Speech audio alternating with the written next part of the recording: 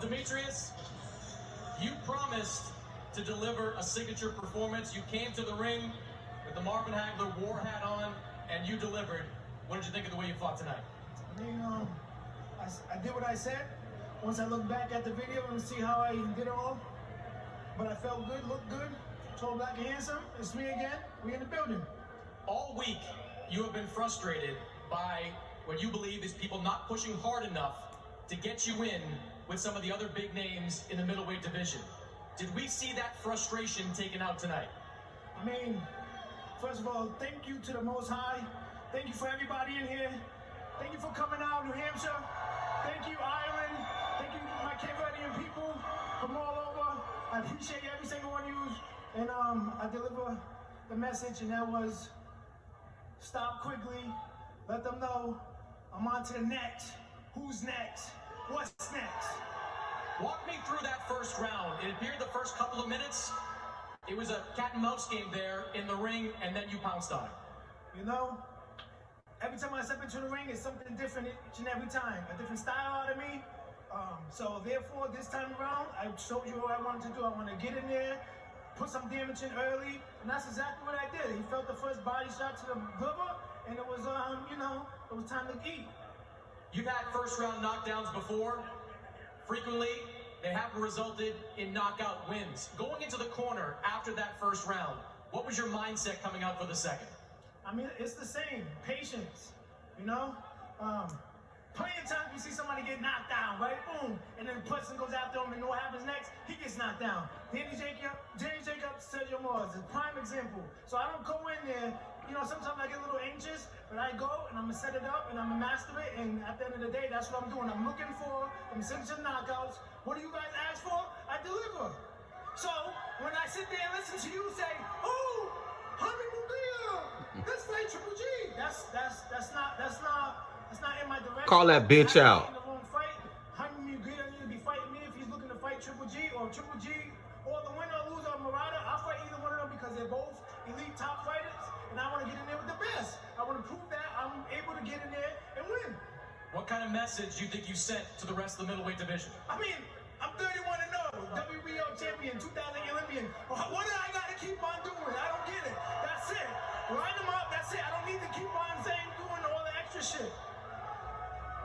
You need to make sure you help me get that fight. Chris Mannix, you, my boy. Call that bitch out. You just said, Eddie Hearns needs to make sure I get that fight. You, my boy. Let's ask Eddie Hearns. And the fans need to demand these fights. That's it. The fans need to stop letting these people walk away with these easy-ass fights and need to fight the best. That's all. Well, Eddie, let me ask you this. You asked for a defining performance from Demetrious Andrade. You got one tonight. How do you get him that big fight? Well, boxing, like he said, fans should get him this big fight. You've got a guy here, he's 31-0, he's an American great, he's a proud man, he's a two-weight world champion, and you've got Jermell Charlo, he's 32-0. What is going on with boxing when you've got two great undefeated American world champions in the same division and they won't share the ring together? For one reason, Jermell Charlo. Jaime Munguia was the light middleweight WBO world champion. He moved up to 160. The WBO said to him, you're mandatory to Demetrious Andrade. He said, no, not yet. Let me have a couple of fights at middleweight. He's had 4 fights at middleweight. And now he's saying, hopefully I'll get an eliminator next. Why? He can fight Demetrious Andrade next, a straight shot at the world title. Gennady Golovkin fighting Murata. If he wins that fight, he has to fight Demetrious Andrade in unification. I don't know what else there is to say or do. We've been here 1,000 times before, and I so desperately want to see this guy get his defining moment. Let's go! Let's go! Let's make these fights happen! Let's go! That's it! Thank you, Eddie Hearns. A new world champion going back to Thank you, The Zone. Thank you to everybody that showed up. Have a blessed trip. The island people, travel safe. God bless everybody that showed up. Don't drink and drive too much, but enjoy yourself. Adios, amigos. Mexico. Guys, we'll throw it back to you. Sergio, I think he was talking to you there. Yeah, I'm the only Mexican here, but I tell you one thing, he got the He rolled the R's, wasn't he? He rolled the R's, and I love the Arriba, but listen to what he said. All the big boys at middleweight, watch what he just did. He may not be the power puncher puncher that these other guys, the Golovkins, the Canelos, the Charles, but he's just as avoided, just as dangerous, and he's just as mean. I want to see more of this bad.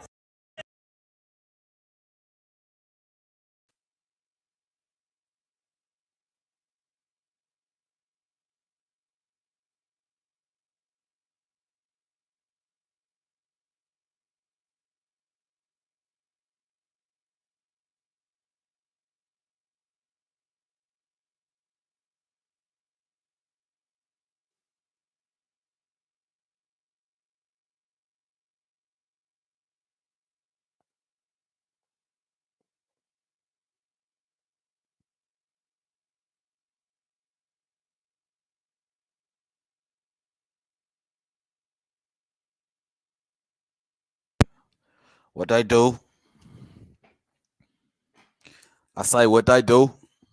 It's your boy King David in the building, man. What's going on with y'all, man? Salute to everybody in the building.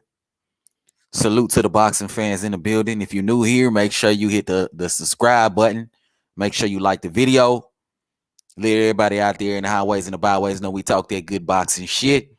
You know what I mean? We here in the building. My guy, Demetrious Andrade, just knocked out Jason Quigley in the second round. Second round TKO. It was never a fight to begin with. It was never a fight to begin with. It was never a challenge. It wasn't shit. You know what I mean? Easy work. Easy peasy. Easy peasy, lemon squeezy. Easy peasy. Jaime Munguia didn't want to smoke. We saw what he was doing. He was fighting Gabe Rosado, a dude with 10, 12 losses. He was fighting that guy instead of Demetrious Andrade when he's been the title holder for the last goddamn, I don't know, 2-3 years. Okay? He didn't want to smoke. We went down the line. Liam Williams was number 3. We beat his ass already a few months ago. Now we got Jason Quigley. Jason Quigley called us out. Okay, we ran to the smoke.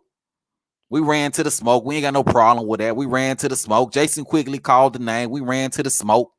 You know what I mean? We got that dub. No problem. Easy peasy, lemon squeezy. Second round knockout. That's what y'all wanted to see, right? That's what y'all wanted to see, right? Y'all wanted to see. Y'all say Andrade don't close the show. Y'all say Andrade don't finish the job. That's what y'all say, right? Y'all say he don't do what he's supposed to do, right? He ain't got power, right? He don't commit enough. That's what they say, right? Easy peasy, lemon squeezy. Second round knockout. My guy G Park in the building. What's going on with you, G? Salute to you, G. Salute Houston, Texas in the building. Yes, sir. Salute Houston, Texas in the building. My guy Fresh BX in the building. Salute to you, Fresh BX. What they do, fam? Fresh BX say longest reigning champion in division. Absolutely. Who got more title defenses than Demetrious Andrade right now at middleweight? Who got more title defenses than Demetrious Andrade at middleweight? I'll wait. Not Triple G. Not Jermall Charlo. Who got more title defenses than Demetrious Andrade? I will wait. Fuck y'all got going on in here. Y'all say Demetrious don't close the show. Y'all say he don't get the job done. Y'all say he boring. Ain't that what they say, Fresh BX? Ain't that what they say? Everybody feel Andrade. Ain't that what they say?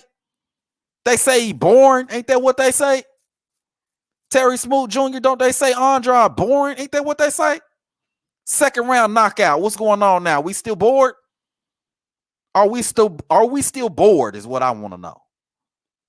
Are we still bored? Is what I want to know. You know what I mean?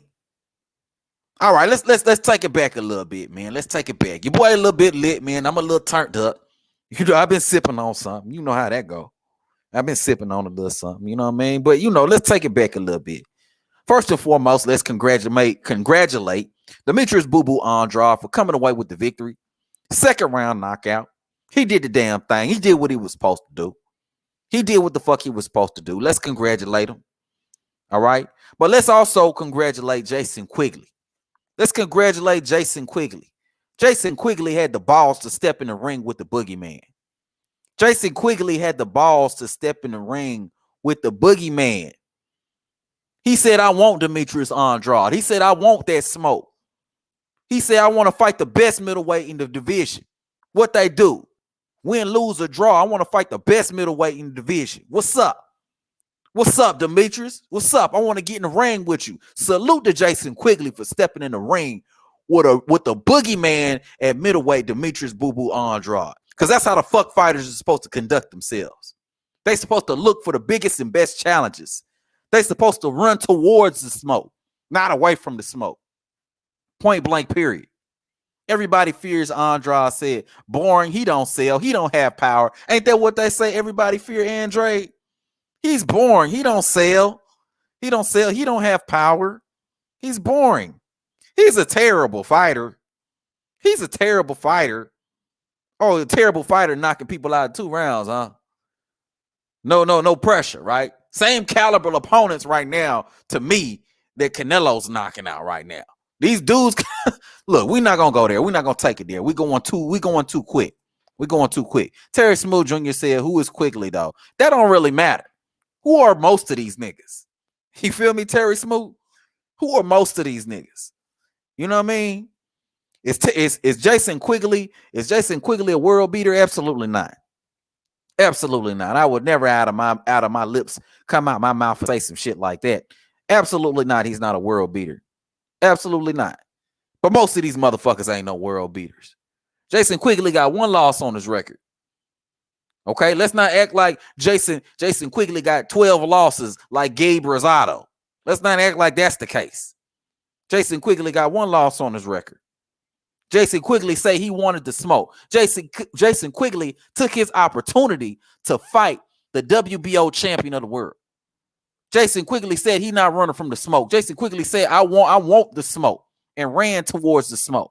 I got a lot of respect for Jason Quigley. I hear what you're saying, Terry. I hear what you're saying, but Jason Quigley is conducting himself like a real fighter. Jason Quigley could have said, fuck that, and he could have ran around the division like Jaime Mugia's pussy punk bitch ass. He could have did that. He could have ran around the division and fought in multiple mandatories for the next 7,000-8,000 years, like Jaime Mugia. He could have did some shit like that. He could have went and tried to wait in line for Triple G. That's what Jason Quigley could have did. He could have said, fuck this Andrade smoke. I'm going to wait for Triple G. He could have did that. But no, Jason Quigley said, I want to fight the best middleweight at the division. I want to fight the best guy. I want to fight the guy that everybody's running away from. I want to fight the guy that everybody's afraid of. I want to see if he's really that scary. That's what Jason Quigley said. I got a lot of respect for Jason Quigley. I got more respect for Jason Quigley than I got for Canelo Alvarez. I got more respect for Jason Quigley than I got for Triple G. I got more respect for Jason Quigley than I got for Jamal Charlo right now. Point blank, period. Point blank, period. Terry Smooth say Quigley is a nobody. He's an Avni Yildirim. Absolutely. But unlike Avni Yildirim, who is somebody that Canelo selected, Andrade, that was the only person Andrade had available to fight. Andrade didn't have the options. Andrade couldn't pick and choose. Andrade couldn't pull a name out of a hat and pick an opponent. Andrade couldn't do anything like that. Andrade can only fight whoever fights him. He's doing what the fuck he's supposed to do. He's knocking off these bums. He's knocking these bombs out. 2nd round, 3rd round knockout. He need to keep doing what the fuck he doing. Fuck all these other corny ass dudes out here running away from the smoke. Because that's really what they doing. Terry Smooth out here trolling like a motherfucker. Canelo is the true boogeyman. Terry, bro, why you always do this to me, bro? Knocking a nigga way off goddamn focus out here with your trolling, bro. Your trolling be out of control. Anybody in the chat, don't take Terry Smooth Jr. seriously, man. He out here trolling. Don't take him seriously. He about that bull ass shit. Fresh BX in the building say 60% KO ratio. What's Canelo looking like since some amazing, exciting fighters? He should be at 100%. You know what I mean? You feel me? 63% KO ratio. Terry Smooth Jr. say, salute Avni Yildirim for stepping in the ring with Canelo. Terry out here trolling like a motherfucker. Come on, man. Fresh BX in the building say, how many opponents hit the canvas since Andrade been at middleweight? Absolutely. He put everybody on their ass. He put everybody on their ass. Name me, name me one close fight Andrade has been in. Y'all like to say he fight bums and shit. But Andrade don't fight tooth and nail with bums like Jamal Charlo. Andrade don't fight tooth and nail with bums like Canelo Alvarez and shit. Okay? Andrade put bitches on a motherfucking canvas. That's what he do. That's what he's supposed to do. Y'all say he don't finish. Y'all say he ain't got no power. Y'all say he born. So what he do? He come out in this fight and he knocked this motherfucker out in the second round. Because that's what you're supposed to do. Terry Smoke Jr. say, salute Callum Smith, Billy J. Saunders, Caleb Plant for stepping in the ring with a true boogeyman and avoided fighter in boxing. This dude, Terry, bro. Terry, what the hell, guy? What the hell you going on, bro? You been drinking tonight? What you been drinking, man? Give me some of that shit, dog. Because it's one of them nights for me too, bro. I ain't even gonna hold you. But listen, man, listen. In all seriousness, salute Jason Quigley for getting in the ring versus the boogeyman Demetrious Andrade. And congratulations to Demetrious Andrade for getting in the ring, knocking this motherfucker out. Somebody who we supposed to beat. He beat him. Second round knockout. Made it look easy. Barely got touched. Okay? Barely got touched. Barely got a bruise on him. I don't even think Jason Quigley laid a single hair on Demetrious Andrade's head. I don't even think he did that. I don't even think a single dread is out of place on Demetrious Andrade's head. Came in there, beat this dude the fuck up, ended it in the second round, and it's off to go have some drinks. It's right back in the gym for Demetrious Andrade. I want to see him back in the ring in January.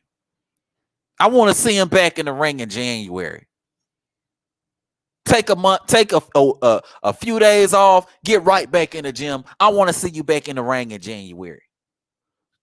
Fuck all that shit. Jamal Charlo want to act like a bitch. Fuck all that shit. Line up all these bums, knock their head off.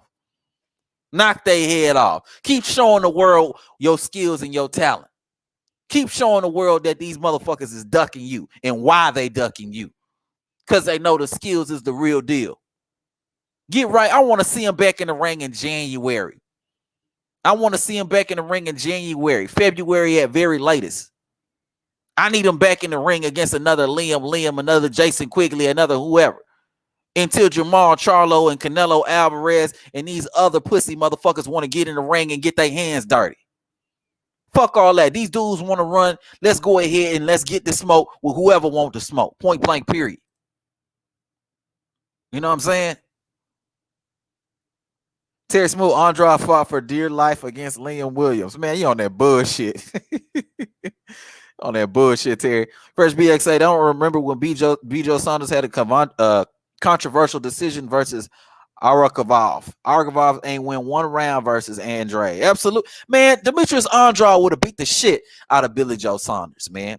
I did a video maybe like, I want to say a few days ago. I dropped that video where I was talking about the history of Demetrious Andrade, right? I was talking about the history of Demetrious, the history of ducking. That's the name of the video. You know what I'm saying?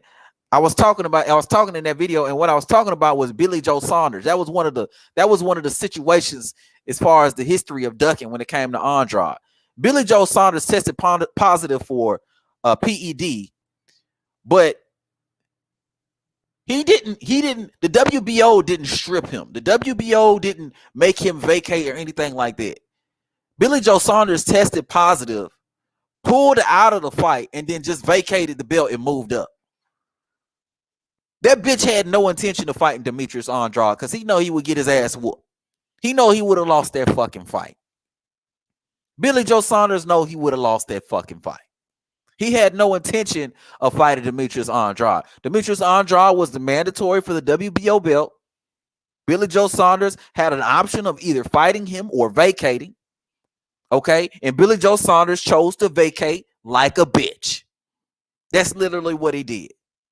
That's literally what he did. You don't think Billy Joe Saunders knew that he was going to get his ass whooping in that Andrade fight?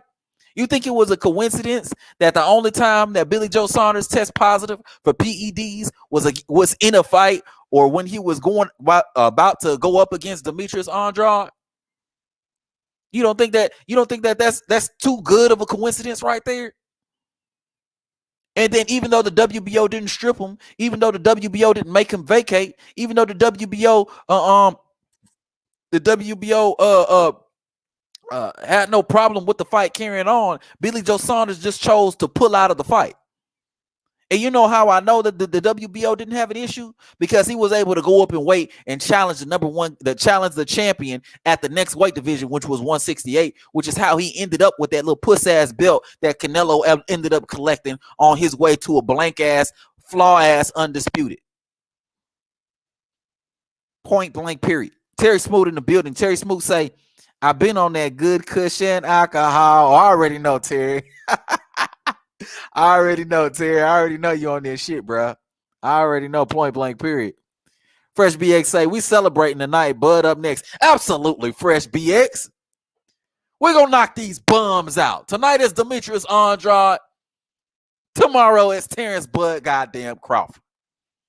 Tonight is Demetrious Andrade. Tomorrow is Terence Bud Crawford. He going to stop Sean Porter. He going to stop that football player. I'm saying that shit right now. He going to stop that. I've been saying it for weeks. You know what I'm saying? But I'll say it again the night before the fight. He going to stop Sean Porter. The shit going to be a devastating, nasty knockout. To the point where people going to wonder if Sean Porter's okay. It's going to be a nasty knockout. Tonight is Andrade. Tomorrow is Terence Bud Crawford to knock somebody the fuck out. People are going to understand why these dudes are being ducked. Demetrious Andrade, Terence Crawford, these are the dudes that nobody wants to fight. And today and tomorrow are going to be people are going to start to understand why these dudes don't want to fight. People already know. They already know at the end. Now I'm thinking about, they already know. They're not going to start to understand. They already know. That's why they make all these bullshit ass excuses protecting dudes and shit like that from these fighters. That's why they make up shit. They want to say people is a terrible fighter. They want to say Bud ain't got no fan base and he ain't never fought nobody and all this old goofball ass shit. They want to say all this stupid ass shit because they really want to protect their favorite fighter from the smoke. That's really what the fuck it is. That's really what the fuck it is. At the end of the day, these dudes want to build up the bums. They want to see their fighter fight. Okay. That's why you see all these Canelo Alvarez fanboys gathering around in a little campfire, building up Makabu like he's the next Jesus Christ or some shit. Oh, Makabu is a champion. He's a champion at cruiserweight. He's a champion. He's a champion. You building him the fuck up. But at the same time, you want to turn around and call somebody like a Demetrious Andrade a terrible fighter. You want to call dudes like Terence Bud Crawford boring. You want to say Terence Crawford ain't fought nobody, but Makabu is okay. Makabu is good. You know what I mean? We know what the game is at the end of the day. Yes, Fresh BX, we celebrating tonight. My guy Diallo Yuji in the motherfucking building. What's going on with you, fam? Salute to you, fam. All them ducking Andrade. Sanctioning bodies are going to have to force Mugia or another top guy to get in the ring. Facts. I don't think the sanctioning body can force a mandatory to fight the champion. You know what I'm saying? But isn't that some crazy ass shit? Hughie, isn't that crazy as fuck, bro? Like, the fact that a motherfucker gotta force you to fight for a belt.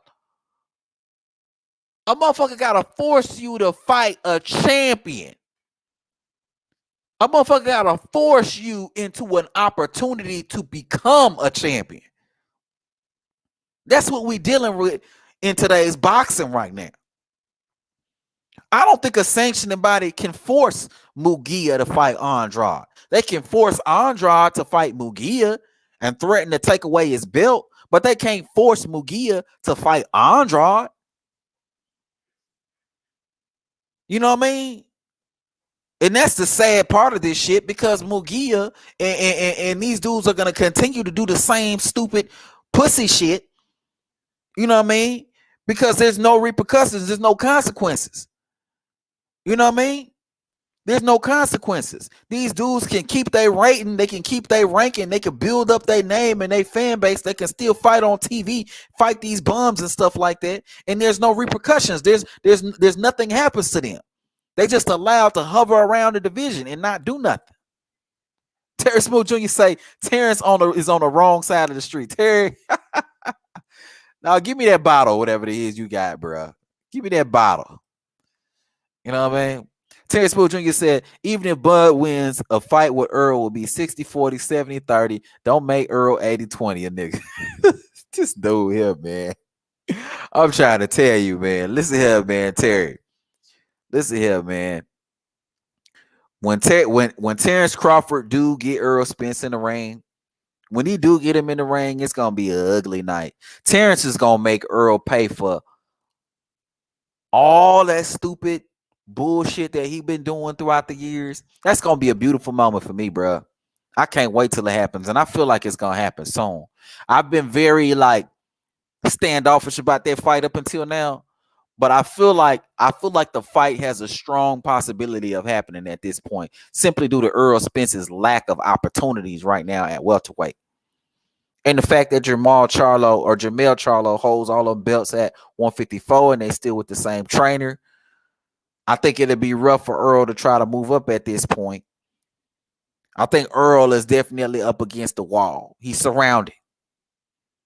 And it's either fight Bud Crawford or take an unnecessary risk. You know what I'm saying?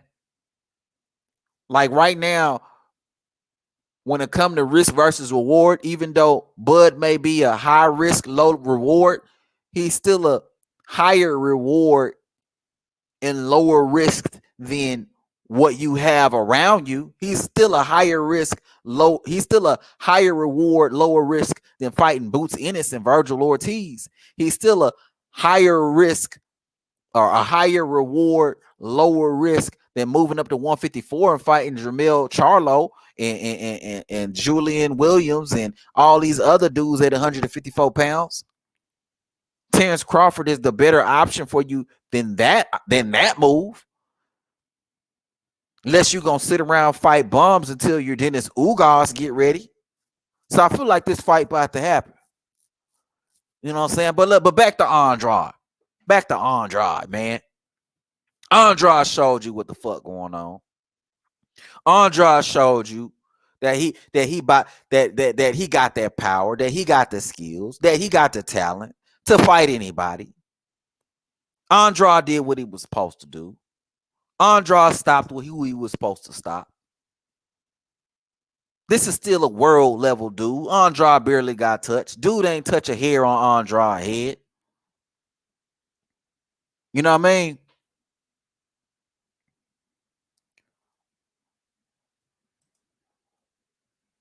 Earl versus Bud had a great chance of happening since they both ducking Jerron Ennis.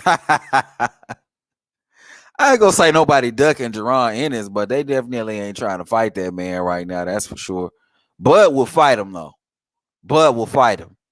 But I know for Bud, in his mind, he's like, that's not my first option. My first option is Earl Spence. If Earl Spence don't work, you Dennis Ugas. If you Dennis Ugas don't work, Keith Thurman. If Keith Thurman don't work, then we can look at Jerron Ennis and all these other dudes. That's how Bud looking at it. Bud ain't got no problem jumping the ring versus any of these top dudes. That's why I rock with Bud. That's why Bud Crawford is my guy. That's why Demetrious Andrade is my guy. Because these dudes don't have no problem jumping in the ring against whoever, whenever, however. That's how real fighters are supposed to conduct themselves. That's how real fighters are supposed to act. Real fighters don't sit there and look for the easiest fights. Real fighters look for the toughest fights around.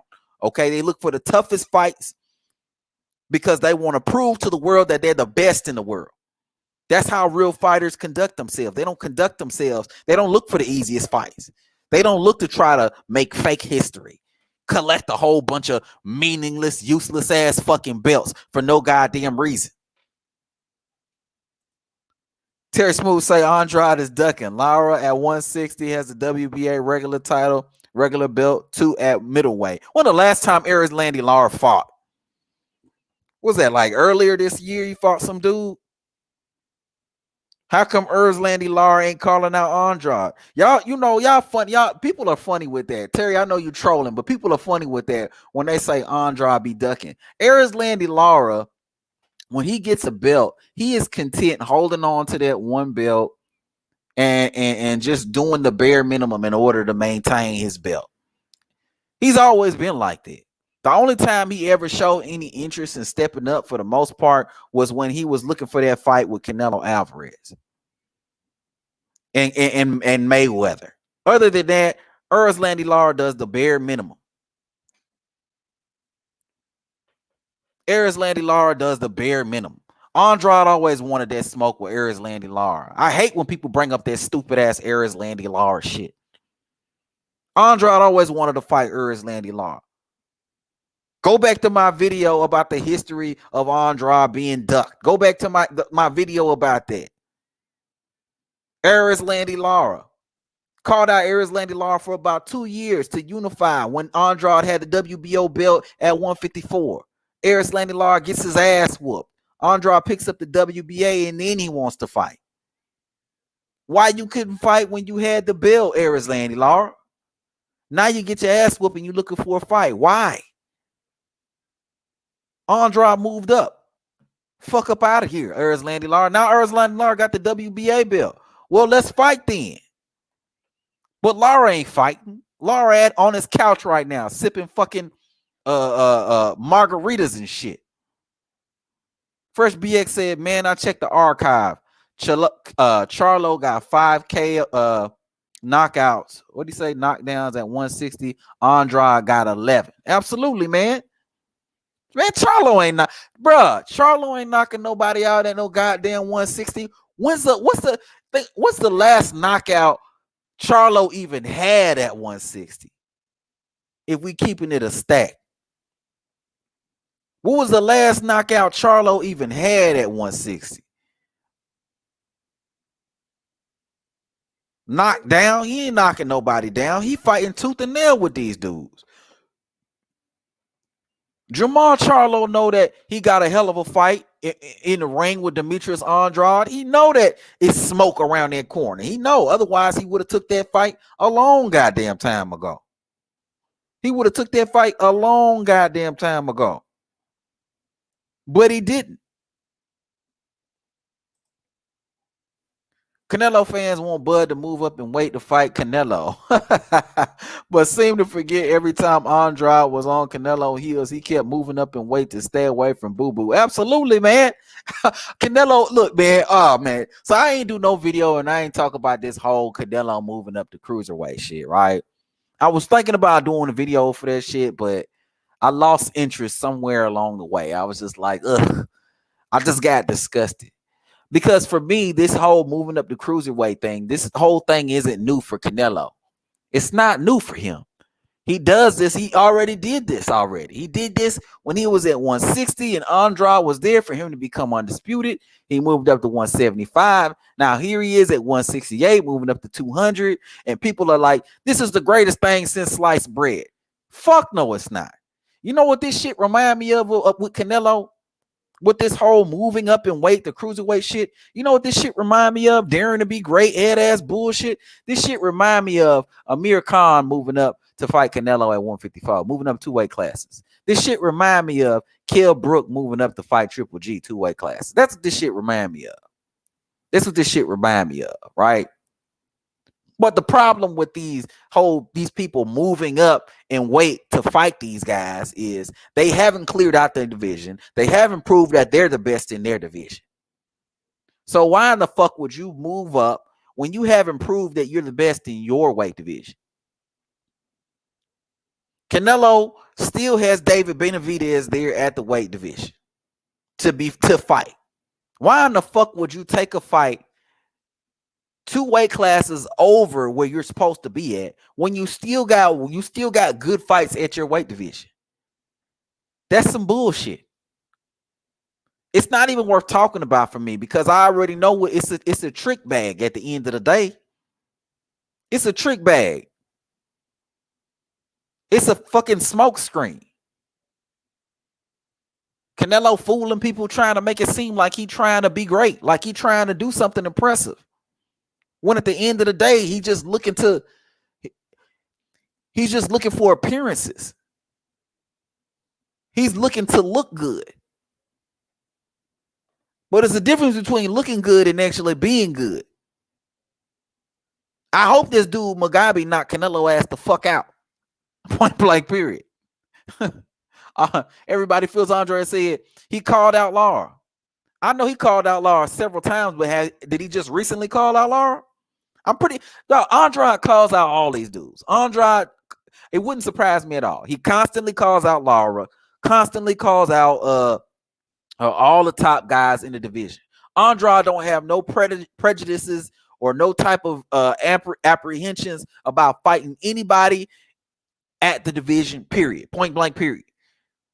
So it wouldn't surprise me with him calling out Lara at this point. I know he called out Lara at 154. I know he was trying to unify with Lara at 154. Lara wasn't trying to hear the smoke. Lara was ducking and dodging and maneuvering all around Demetrious Andrade at 154. Now at 160, I know that Andrade is open to a Lara fight. I haven't necessarily heard him call Lara name, but I know he's open to the fight. That doesn't surprise me at all. Everybody fears Andrade says, I'm happy he went off on Mannix for advocating that GGG Mugia bullshit. Hell yeah, I was happy when he did that shit. Hell yeah, I was happy when he did that. I wish he would have went off more on Mannix. Dudes like Chris Mannix need to be called the fuck out for their bias. They need to be called the fuck out for their bias. Because they sit there and kiki kaka all in the motherfucker face. But at the same time, you protecting bitches. You protecting Canelo. You protecting Triple G. You keep talking about Andre versus Charlo instead of Andre versus Charlo, Andre versus Triple G, Andre versus Canelo. These are the fights that need to happen. These are the fights that should have happened 2 and 3 and even 4 years ago. So dudes like Chris Mannix need to be called all the way the fuck out. Excellent motherfucking point. Everybody fears Andrade. Excellent point.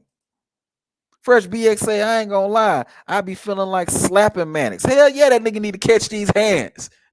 Chris Mannix need to catch these goddamn hands one of these days, boy. He be talking crazy as fuck, man. I mean, Chris Mannix is Jim Lampley 2.0, man. I ain't gonna lie to you. Dude will walk up with the mic and it's clear what his intentions are. It's clear what the agenda that he's pushing when he goes into these interviews. You know, it's a damn shame that you sit there and you destroy the public's opinion about talented fighters. You intentionally dumb down the public with your rhetoric and your false narratives and things like that. Chris Mannix a piece of work, man. But let's get into this video, man. I got this video here. This was in a press conference for Jason Quigley versus Demetrious Andrade. And Jason Quigley told some truth here. So I just want to play a quick little clip of Jason Quigley talking some facts here and saying what everybody knows about Demetrious Andrade. Hold on 1 second, y'all.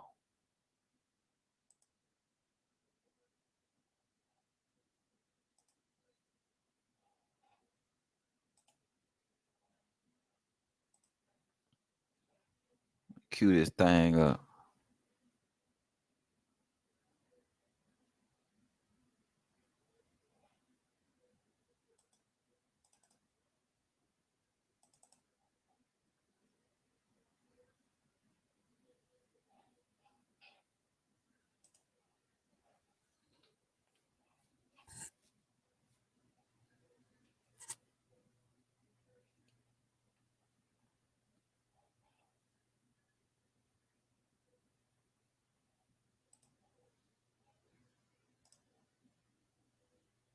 Ireland with that belt. Jason, massive moment for you. I know what boxing means to you, but on Friday night, you get your ability as a pro, but also a lot of these fighters grew up with him on the amateur circuit, and they all talk about how good he was back then, how good he is now, and Absolutely. almost made that decision before the guy even turned pro that they would never want to fight. Yeah, when he, I mean, you got to realize this kid has been getting up every day, going to the gym for 27 years. 27 years. He's been going to the gym before school, before anything else, the gym and his training came first. But for 27 years, he's been throwing punches. In the end, Poland, England. As well, is that the key for you? If I was Demetrious, I'd be very pissed as well that I haven't got those big fights. He's a 2-weight world champion. I believe he's the best world champion in the middleweight division right now. Y'all heard what that nigga said. You think he bullshitting? This is before the fight. You think he bullshitting?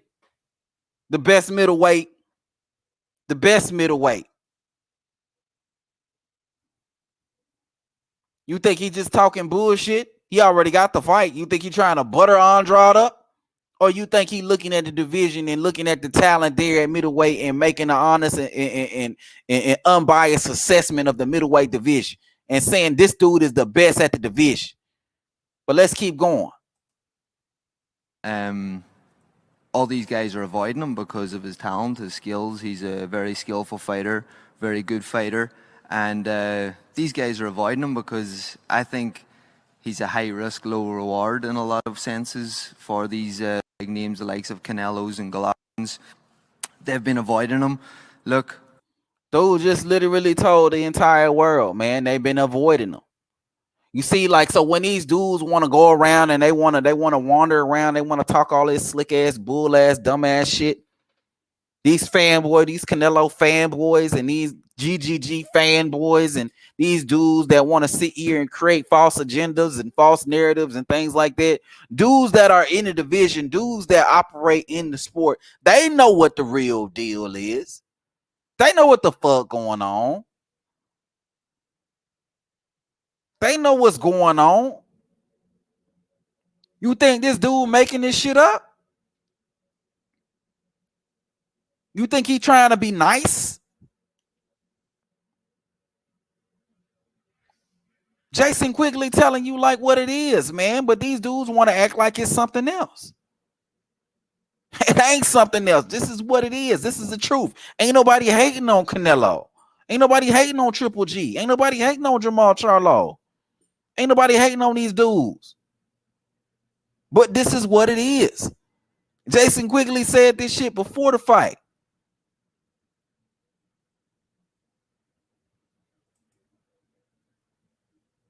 I'm a young, hungry fighter looking to become a world champion. Demetrious is a world champion, and I'm really looking forward to an opportunity to fight him for that world title. Clearly, you believe he is beatable, and you saw against Liam Williams again that razor-fast start from Demetrious Andrade, and Liam Williams come back in that fight with a lot of pressure as well. Is that the key for you to keep the pressure on Demetrious Andrade? You have to leave absolutely every ounce in the ring on Friday night with this massive opportunity for your career. Of course, you know, in every fight, look, boxing's a crazy old game. It can go any way, and any man can win at any stage of the fight. Demetrious is obviously a very quick starter, and in that fight against Liam, talking about the fight now, you know what I mean? I just wanted to show y'all that little clip. I just dropped the link, y'all. I just dropped the link. Anybody trying to hop on, you can hop on. Free smoke. Let's go. Anybody trying to hop on, you can hop on. Free smoke. We out here. I'm gonna see if I can find some clips about the post-fight press conference. See if we can't get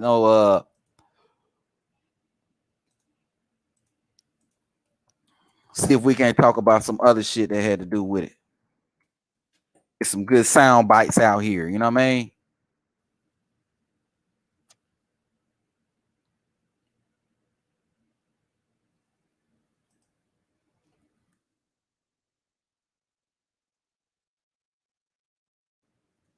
Hold on 1 second, y'all. Also, your boy a little lit too, so y'all bear with me. Lit.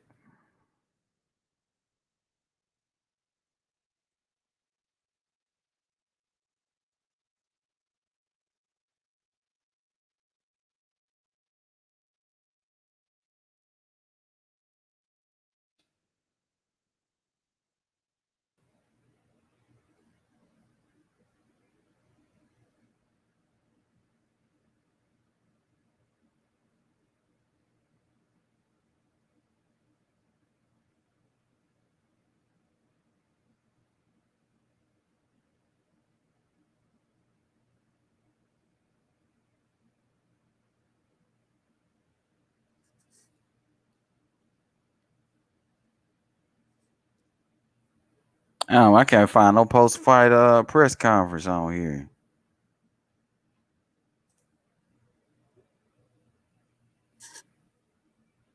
I can't find no post-fight press conference.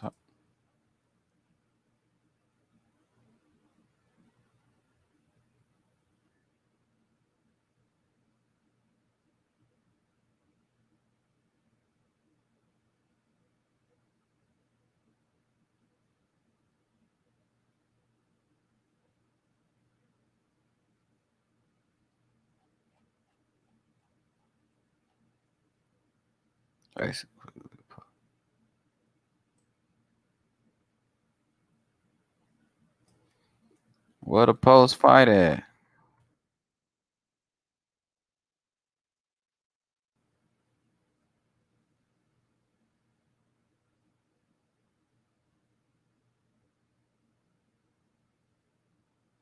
I can't find it. Shit, I don't know where it's at. I don't know where it's at.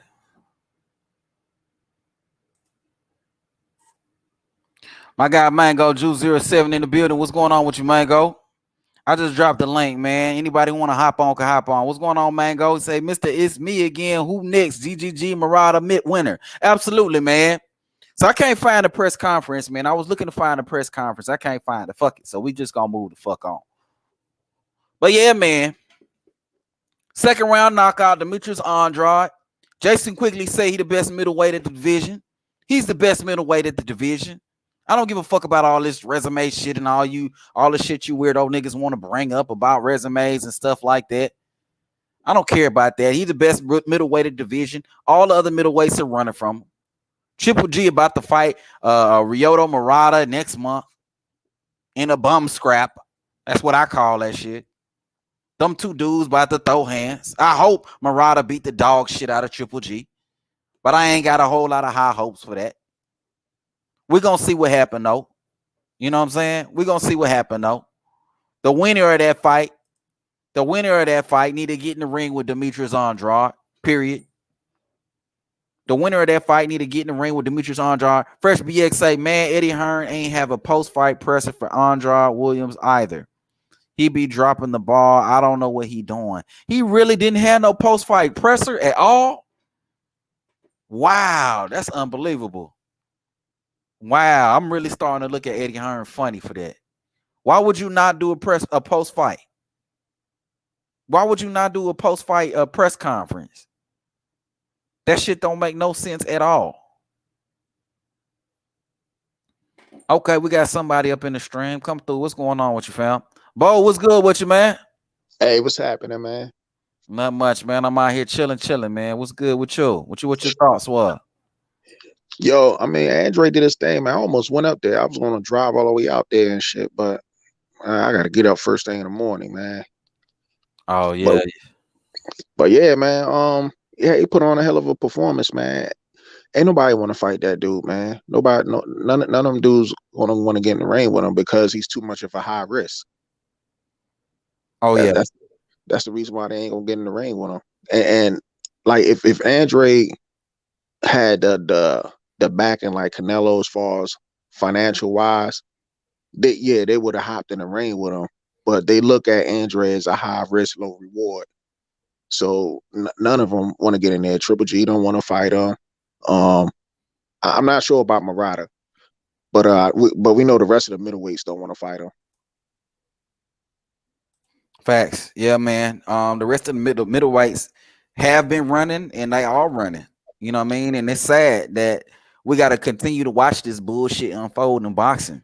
You know, these dudes that are sitting in the same division under the same promotional umbrella fight everybody except this dude. Like GGG waited an entire 2 years to fight this Murata dude in Japan because this dude Murata ain't fought since 2019. That's how long it's been since this dude done fought. So how you if you Triple G, how you waiting for this dude over a year and a half to fight at the end of December? And then if you win, what you supposed to get credit for that? If you win, because you done picked up a little belt from a dude that ain't fought in almost 2 years. It's like, man, that's the type of bullshit with boxing. And it's like, if you Triple G, like, if you do win, like, you need to be looking for that unification, for that Charlo, and for that Andrade smoke. I'm tired of these niggas, man. Triple G like 38 now. This dude getting old. What the fuck you gonna do? Canelo done moved up to what, heavyweight now? I don't know what the fuck he doing. You know? Let's see what these dudes do. But see, that's the thing though. He waiting on the Canelo trilogy because I guess for some reason, I guess a rumor been out saying that the Zone want Triple G and Canelo to fight one more time around the end of next year or something like that. So I think, and Triple G, man, he like, well, sure, I'm just going to go ahead and take this guy who, you know, is probably like consider a tune-up to him because, like you said, the inactivity and stuff like that. But we definitely gonna have to see, man. Yeah, we're gonna have to see. We definitely gonna have to see. You know, but tomorrow, the dude Aline Helena or whatever his name is, he's a middleweight up and coming. I think he might be close to being a mandatory. I think he might be the number 2 guy for Andrade's belt. And this guy's an Olympian. You know, he's one of those dudes getting fast track. He only got 10 fights. You know, he got 9 knockouts, but he's been in the amateurs too long, so they fast tracking him.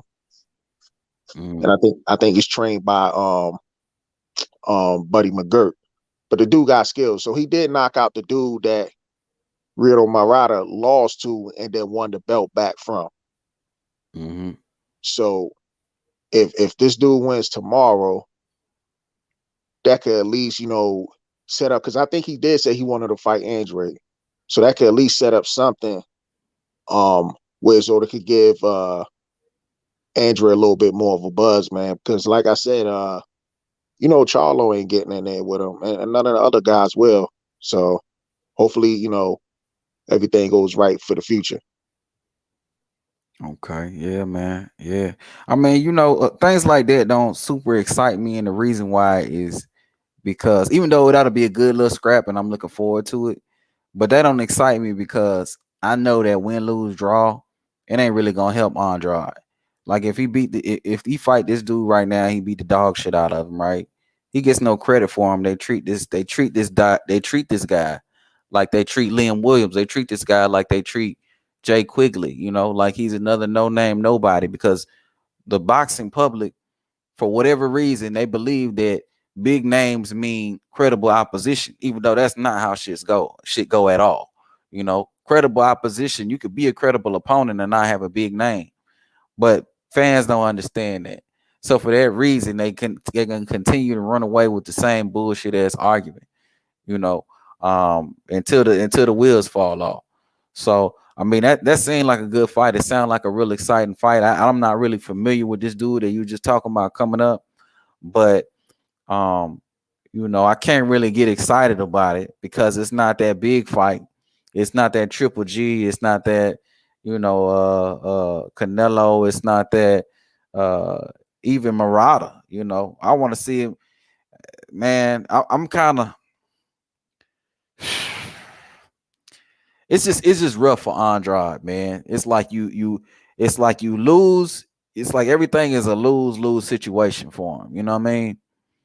He continued to fight low-level opposition and slay bums. He gets criticized for it. He calls out the big-name fighters. He gets criticized for it.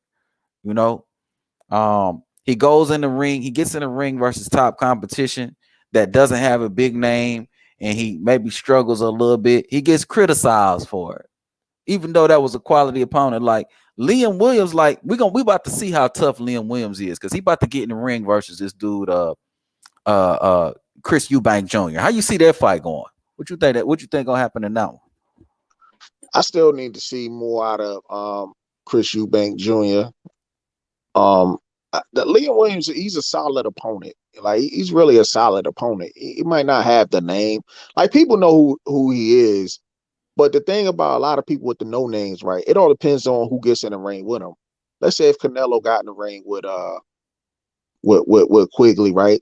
Somehow they'd have been like, yo, Canelo, he's the man. And they would have just looked at Quigley's record and not even know who the hell he is and said, yo, this dude Quigley, he got 19 winners and he's knocking like a lot of dudes out. It's kind of like how they doing with the dude Canelo about to fight now. They looking at his record and say, yo, this dude could punch. You know what I'm saying? And they trying to hype him up, even though they don't know who he is, but they just hyping him up is because Canelo is fighting. So my thing is with the Eubank. I think this is going to be a competitive fight, man. With Eubank and Liam Williams and stuff like that. I think Liam Williams is a lot better than people give him credit for. We definitely gonna see. You know, I'm actually looking forward a little bit to that fight, because I want to see if Liam Williams is the bum that all these dudes say he is. You know, Andrade struggled with Liam Williams. Well, let's see what Liam Williams does in there with Chris Eubank, because I think he's gonna give Chris Eubank a hell of a damn fight. You know, and you can't go ahead. Well, Andrade was inactive going into that Liam Williams fight, right? Right. I think he was coming off about a year or so layoff. Yeah, for sure. My guy, everybody fears Andrade. It says the belt is the reward. Absolutely. My guy, Facts Guy in the building. What's going on with you, fam? Long time no see. Yes, sir. I dropped that link for you, man. You can hop on whenever you're ready, my guy. But long time no see, man. You've been in hiding, man. You've been under a rock or something. I don't know what the hell going on, bro. But yeah, man, come see your boy up on here, man. Everybody fears Andrade. Says Aram said that tomorrow's fight with Eubank is for mandatory. Interesting. Tomorrow fight with Eubank is for mandatory. So we're gonna see this dude you talking about, Eubank. If he win, then he will be the mandatory. But again, you know, it don't excite me though, because of what I said earlier. But I mean, shit. Fuck it, man. If you Demetrious Andrade, like, you gonna get criticized no matter what. And this is what I was saying before.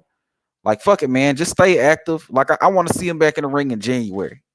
You know, take a few days off, get right back in the gym, and start lining up your fight for January, latest February. Get right back in the ring. Canelo fighting 4 times a year. That's the best thing, or the most favorable thing I can say about Canelo. All the fighters right now need to be active, like they're fighting that many times a year at least, especially dudes like Demetrious Andrade who can't get big fights. So if you can't get big fights, get anybody and everybody who's willing to get in the ring with you, destroy their ass in 2 or 3 rounds, and let's build up some buzz. You know, that's all I got to say about that right there. You know, man. Fresh BX in the building say Eubank nice, better than Billy Joe Saunders in my opinion, but he can get it too if he can't get the big names. Absolutely, man. Absolutely. And that's a thing that separate, you know, real boxing fans from fanboys. I'm a fan of Andrade, I'm a fan of Bud Crawford, but I want to see them in the ring versus the top competition. And I don't want to just see them in the ring with people who I know they could beat. I want to see Bud in the ring with Earl. I want to see Andrade in the ring with Canelo and Triple G. I want to see these dudes in the ring with top competition. You know, even though I know that they could beat them, you know, it's still a 50-50 fight in a lot of people's eyes. It's still a tough fight. I want to see these dudes challenged. I want to see these dudes in these fights. You know, but for fanboys, they rather just watch their favorite fighter just fight easy fights and just avoid all top competition around the division, and they satisfied with that type of shit. You know what I'm saying? Hey, Bo, hey, you came on you was on E Thriller, right? You be over there on E Thriller Yeah, channel. yeah. That's my boy right there. I be on like E Thriller. I be on Coach Malachi joint. I be on Lady Shan joint. Oh, okay. Yeah, I knew I yeah. seen you from somewhere. I'm like, man, I done seen him from somewhere. I remember this voice. Oh yeah, man. Welcome, man. I rock with E Thriller too, man. Shout out E Thriller, man. One of the realest boxing channels there is out there, man. You know, I don't watch too many people with E Thriller, man. Anybody who out there, make sure you sub to my boy E Thriller channel, man. One of the realest channels out there, cause a lot of fanboy channels. You know what I mean? Okay, we got somebody else that joined us in the building, man. Sykes Gamer, what's going on, man? Facts, guys, that you? What's going on? It look like we lost connection. My God, and tapered off. Hold on here. Another comment while we're waiting for my guy to get his stuff back together. Everybody fears Andrade. Say Andrade gonna have to take out undefeated contenders. Yeah, man. He gonna be the one. They gonna leave him to be the guy who be wiping out these up and coming fighters. You know what I mean? These young dudes. Like a young take that Marvin Hagler route, you know what I'm saying? Yeah, man. Absolutely.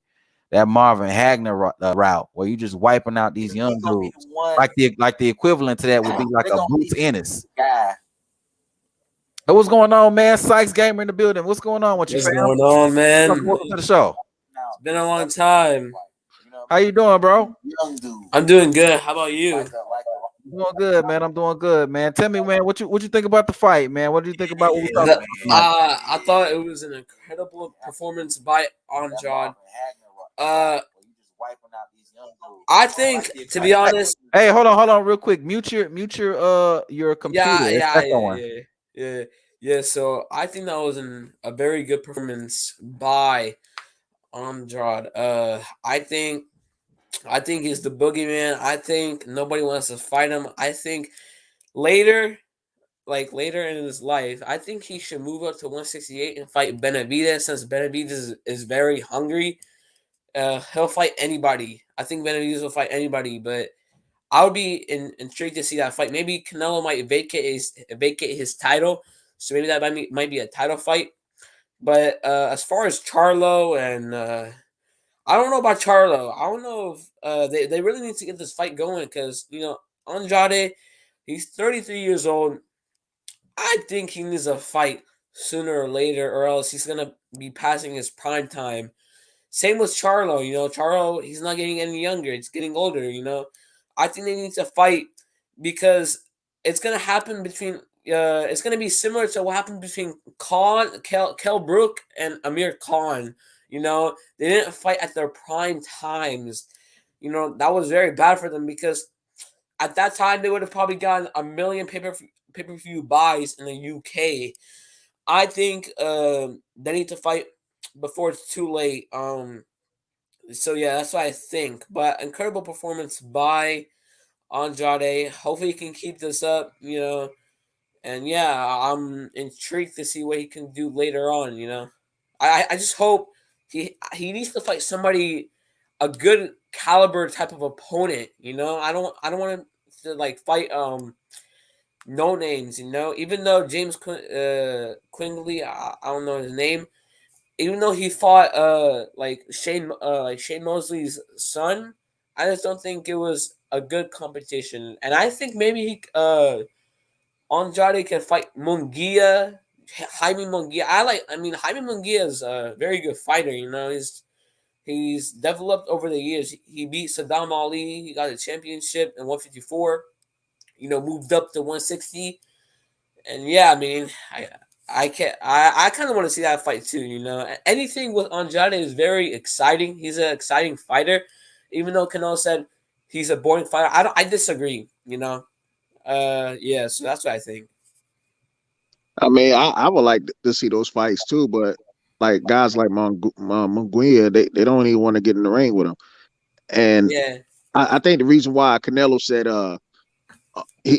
Andre was horrible is because I think the first time when they mentioned it to him, he was like he ain't like Andre's style, basically.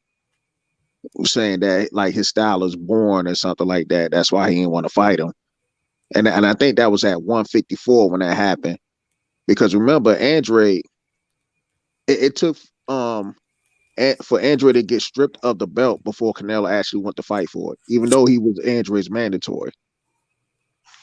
Correct me if I'm like right. I don't know if I'm right, but is Munguia Andrade's mandatory? Yep. Right now he is.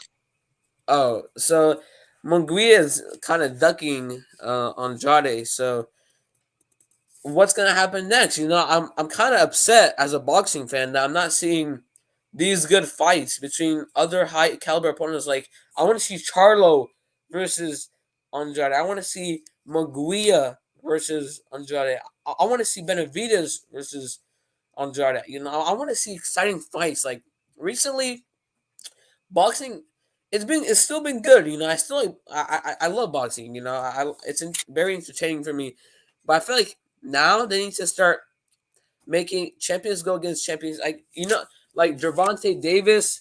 I want to see Gervonta Davis versus Ryan Garcia. You know, but Ryan Garcia, you know, he's very scared for some reason because I already know who's gonna win that. I want to see Devin Haney versus Ryan Garcia or versus Gervonta. I want to see the best versus the best. I want to see a super fight. I want to see a grudge match. You know.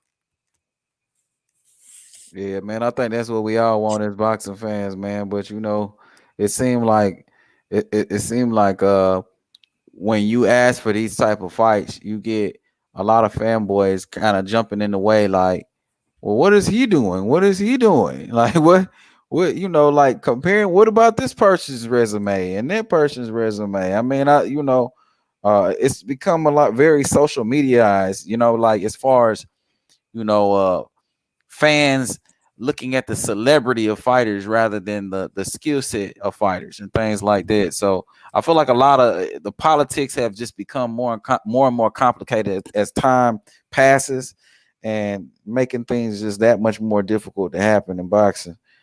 You know, but we'll see, man. We'll you know. I found a post fight press conference from Demetrious Andrade. This isn't the conference, but he's doing an interview with Boxing Social. My guy Fresh BX just posted in the chat, so I'm gonna go ahead and play that video real quick, man. And I want to get y'all's reactions to it. Give me 1 second. Let me go and cue that up. Let's share that video here.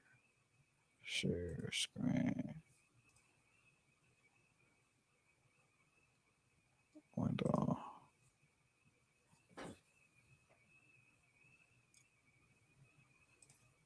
There we go.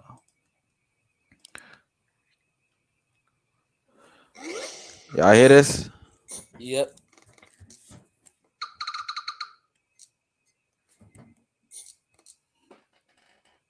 I just slow down the pace a little bit as I can. You know, a little time. Sometimes I got a little anxious to like, you know, throw them shots. But you know, some guys can take it better than others. You know what I'm saying? That's just what it is. You know, my last few guys, opponents, I put them down. They can take it well, and at the end of the day, it's all about winning. The win. The volume is a little bit low. It's low. I'm turning it up. Yeah, a little bit. I'm boxing. I'm looking good doing it, and I can't get touched. And I'm winning every single round. What is there to complain about? I just put on the show. He touched the canvas. Got a little better. Yeah. So I'm giving you action, I'm giving you entertainment, I'm also giving you skills, and also for the people out there, you can learn strategically how to win a 12-round fight versus another dog. Like people can't forget, I'm fighting another human that wants to make. My dude got gray hairs in his beard. Yeah, you got gray hairs. You getting gray hairs in his beard, waiting on these dudes to fight him.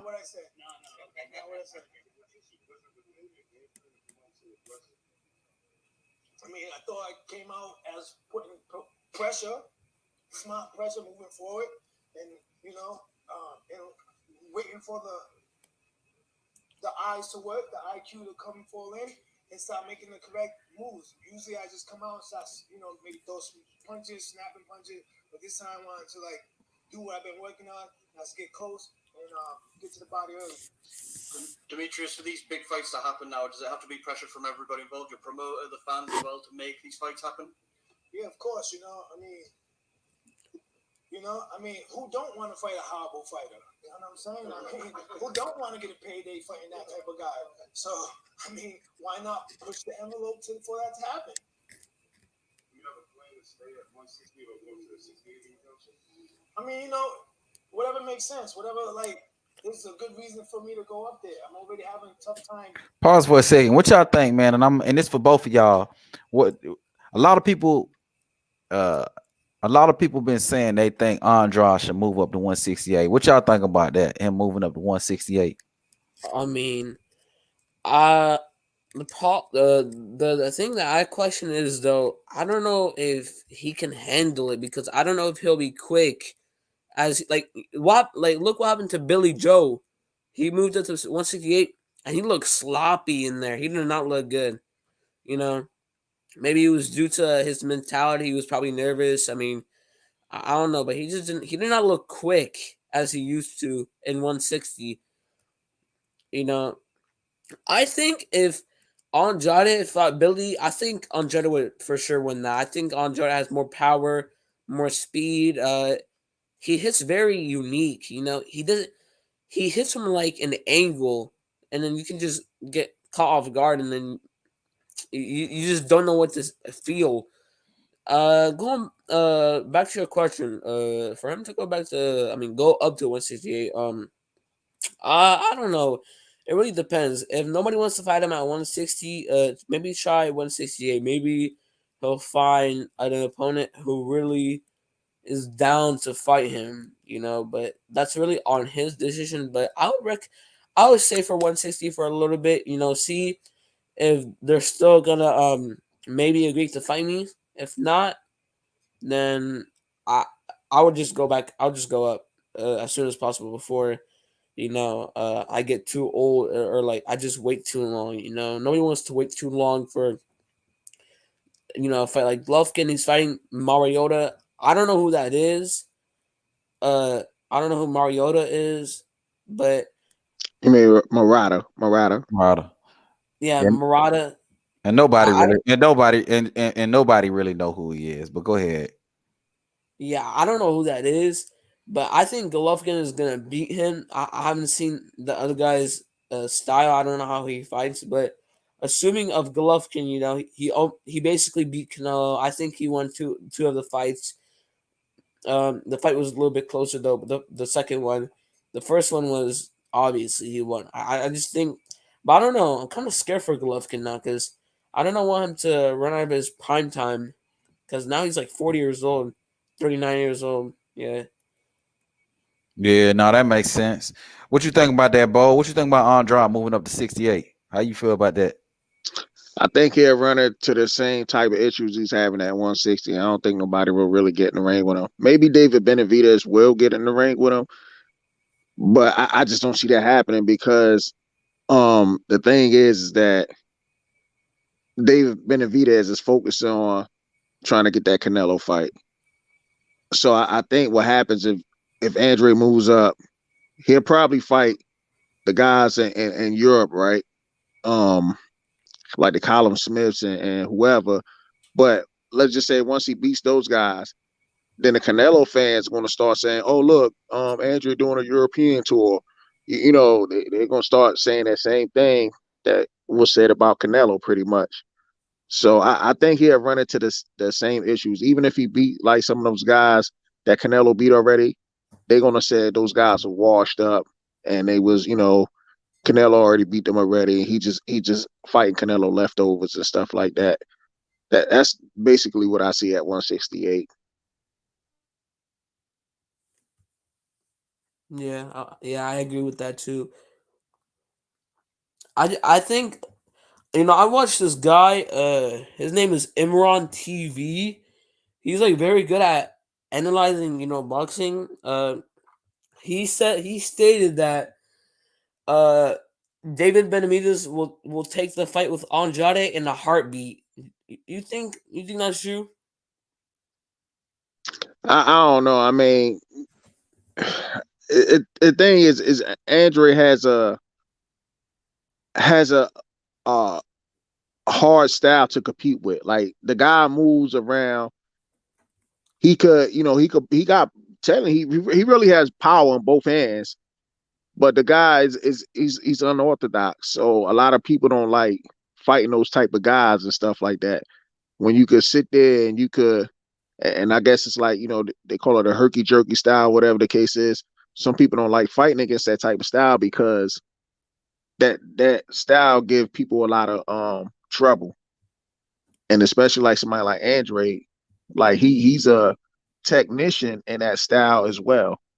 So I don't I think David Benavidez, if it was somebody who would really step up to fight him, it might be David Benavidez. But then again, like I said, I think he's waiting on that Canelo fight. Yeah, but I don't know if Canelo's gonna move down to back to 160 yet. He might.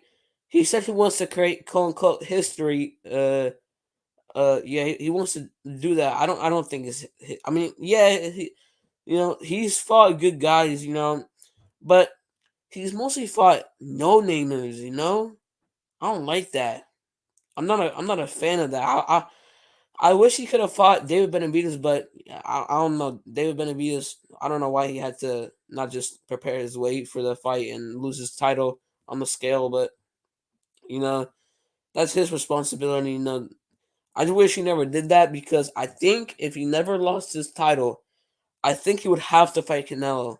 I don't know if I'm right, but I think so. If he never got stripped of his title, I don't even think Canelo would have fought him anyway. I think David Benavidez is a problem for Canelo, and to be honest, Canelo could even win that match. To be honest with you, because David Benavidez is not as experienced as Canelo, but Canelo will get exposed like crazy. Like he's already being exposed by guys that can move around.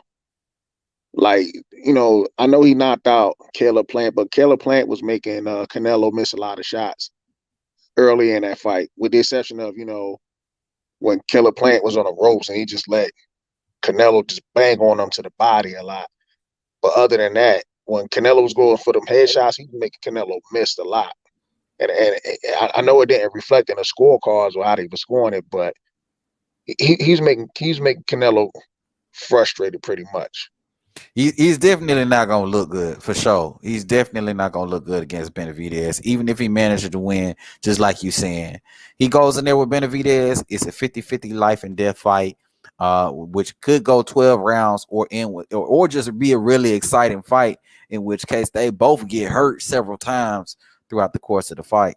So, I mean, it's that type of fight. But to me, that's the type of fight that Canelo needs in his career. I don't think he's had that yet. I mean, you could probably give him, maybe a Triple G. Maybe that was kind of like a fight that was going back and forth. But, I mean, we didn't see no knockdowns in that fight. And honestly, Triple G was kind of old, So, we want to see them type of fights with Canelo and David Benavidez. And also, too, to recap, when we're talking about the 168, Andre moving up to 168, I completely agree with you, Bo. If Andrade moved up to 168, he has the same issues. And me and Knockout Boxing 86 was talking about this. And shout out to him, Knockout Boxing 86 TV. If y'all don't know, man, y'all can subscribe to my boy. We was talking about this, man, and he was saying Andrade should move up to 168. And I was saying, man, he moved up to 168, he has the same issues. Okay, they said because you got the WBO belt, you could move up and you could challenge the champion. Okay, he moves up, he challenges the champion, which is Canelo. Canelo vacates the belt. Andrade becomes the champion. Now Andrade is in the same situation he's in now, fighting the number 1, number 2, and number 3 ranked guys who nobody's ever heard of, guys who he's not going to get credit for. You know what I mean? So, Bold, I think you're absolutely right about that. And as far as Benavidez fighting him, I think Benavidez possibly would take the fight. I think he would. But I think if Andrade is going to, like, if he wanted to get in the ring with Benavidez, I think he should try to do it now. I think once Benavidez achieves a certain level of success, which I believe he will, I think he's going to be a lot more reluctant to get in the ring with guys like Andrade. And also the clock is ticking for Andrade as well, because Benavidez is like, 24 at this point. So he's not even in his full prime yet. So, but it would be a big win for him if he was to get in there with Benavidez and win. But I think if he's gonna do it, he needs to do that now. You know, like right now, the next year or so. You know what I mean? But let me ask y'all this, man. What y'all think happens in the middleweight? Like, how do y'all see the middleweight division in the next year? I'll let I'm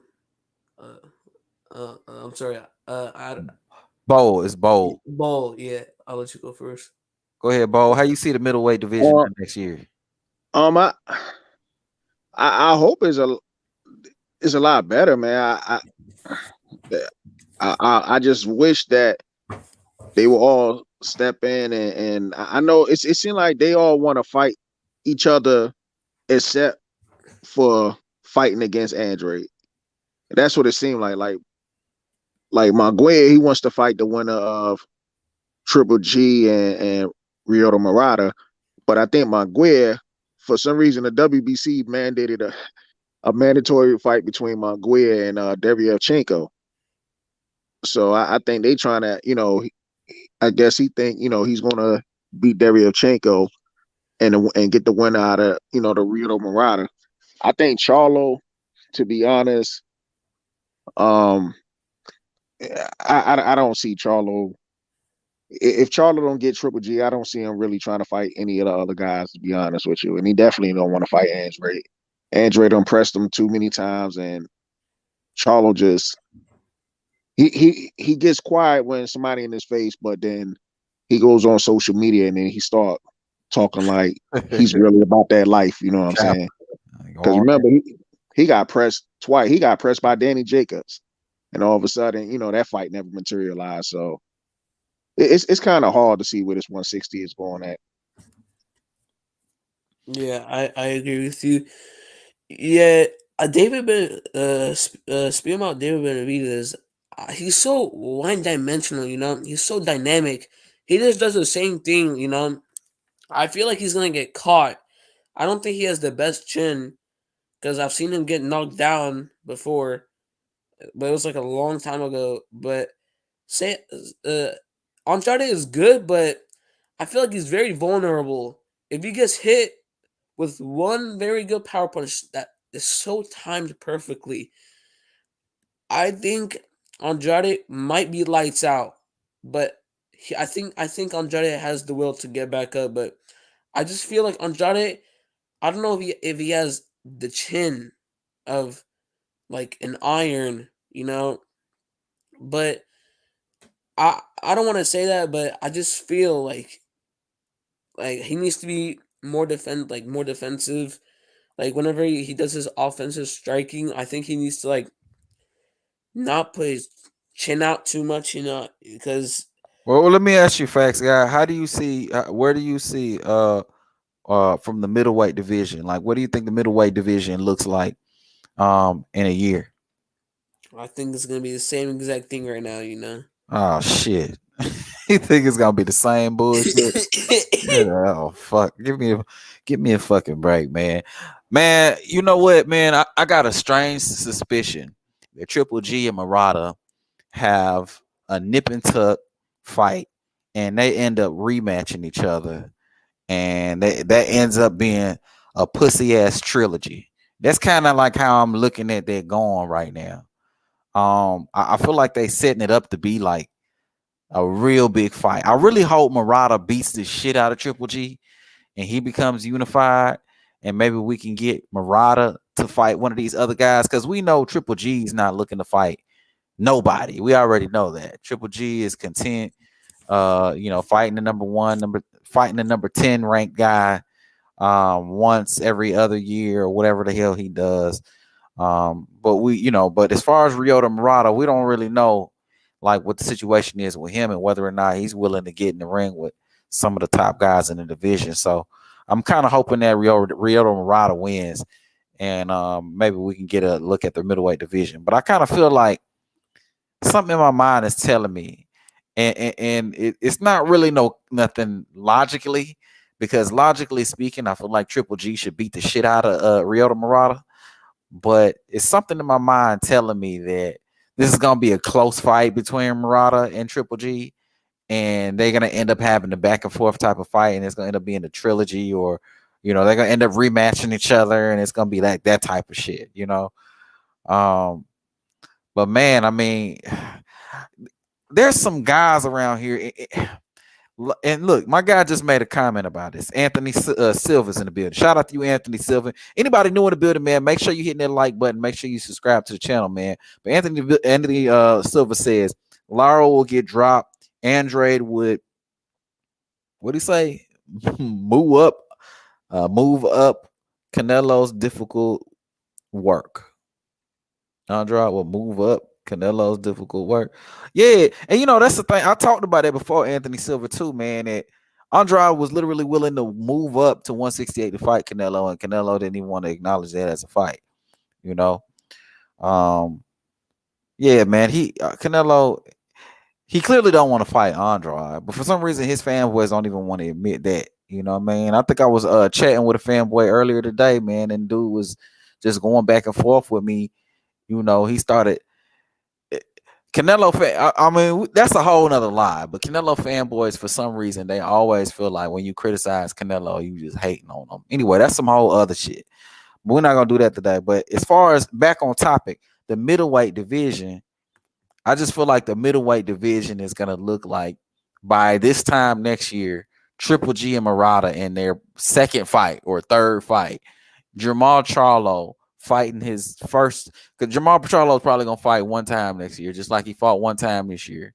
I kind of a little bit what Facts Guy said, a little bit of what we looking like right now. I feel like that's what it's gonna look like next year, which is sad. Because why does a whole year need to go by in order for the same shit to happen? We got guys in the division that's willing to fight. Andrade also has some opponents that I don't know that he's fully explored, like Chris Eubank Jr. I think he could, like, if Chris Eubank Jr. is able to beat up Liam Williams, I think Andrade should look for that fight. I remember that they were negotiating earlier this year, Eubank and Andrade, for a fight at 160. Because I'm pretty sure that Eubank Jr. is somewhere high up in those rankings. So I think that would be a good little matchup for Andrade. I was hoping that would be this fight, but it wasn't. But it could be the next fight, which I think would be a good one. And Landy Lara is still there in the division as well. And I think Andrade should even go after him, call him out, even though he already called him out, but call him out some more.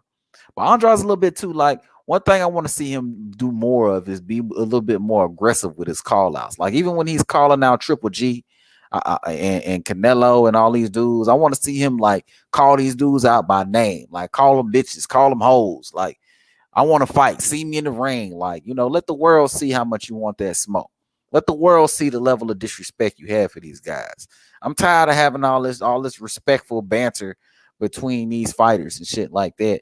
Dudes that's been ducking you for years, dudes that's been calling you terrible fighters and all this old shit. Every time Andrade is asked about Canelo, he should call him a bitch. Well, he did call Canelo a bitch like quite a few times. He called Canelo a bitch at 154. Yeah, and he called him a bitch. When he went to Canelo's post conference. Yeah, but I think every time he's asked about Canelo, he should call him a bitch. I feel like every time they say, "So what do you think about Canelo?" Oh, he's a bitch. That's a bitch ass nigga right there. Like that's how I feel like his response should be about Canelo every time he's asked about him. I just feel like he's too respectful right now for dudes that's been clearly disrespectful towards him in his career. I would take that type of stuff personally, but there's some fights in there I'd like to see him explore. I'd like to see him explore that Eubank fight and that Lara fight at 160. What you think about that? I'm gonna start off with you, Bo. What you think about Andrade versus Eubank? You think that's a good fight? Do you think that that's a fight that Andrade gets some real credit for? He'll get some credit because Eubank is a name. Based on, Eubank's father and stuff, and Eubank training with being trained by Roy Jones and stuff like that. So he'll definitely get some credit, but I just think it's gonna be the same thing because they used to do the same thing with Terence Crawford. No matter who Terence Crawford beat, people would be like, "Oh, he's a nobody." But the funny thing about it is when somebody else fight that same person that they call a nobody, all of a sudden it's a great win for them. Right. So I mean, It's the greatest thing that's we what ever I think seen. it is. It's the greatest thing we ever seen. When it's anybody but Terence Crawford. How about you, Facts Guy? What you think about that? Andrade versus Eubank. You think that's what do you think about that fight? What do you think it does for Andrade's career? I think that's a good fight for Andrade, because nobody really wants to fight him. I think Eubank wants to be a champion, and I think Eubank wouldn't turn down that fight unless I'm like crazy. I don't know. I think that'll be a good fight for Eubank and Andrade. Maybe Andrade could get his name out there and can prove a point that he's the real man. He's already proved himself. Against this one, but against a higher caliber opponent. This would be like his highest, like his biggest win if he beats Eubank so far. I don't know what he has planned after Eubank if he does fight Eubank. I think it'd be a great win, man. If he got Eubank in the ring and beat the shit out of Eubank, I think that'd be a real good win for him. That would make a huge statement, you know. And I heard they were negotiating. I don't know what happened with that. I don't know what happened with that fight. I don't think Eubank wanted that smoke. Now that I'm thinking about it, because I'm maybe Roy Jones, and I don't think because Eubank is scared. I think maybe because he's learning Roy Jones's style. Because if you watched Eubank last fight, he looked like a slower Roy Jones. He looked like a wannabe Roy Jones a little bit. There was little flashes there here and there.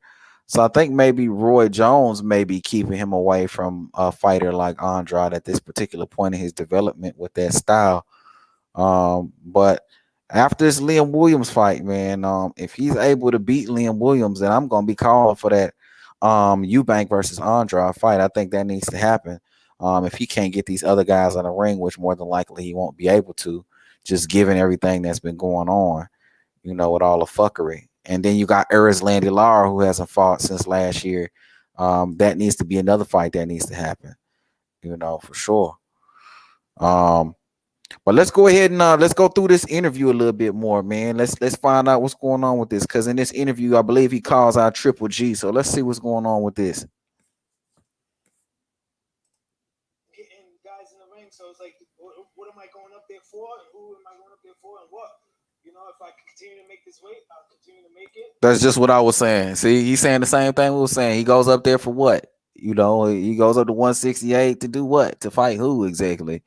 And even the fight with David Benavidez is like, if he beat David Benavidez, does he really get credit for that at this point? I'm not even sure he gets credit for that, because people down David Benavidez. Oh, he's not a challenge for Canelo. He didn't deserve a Canelo fight. All this shit. They saying this shit about David Benavidez now.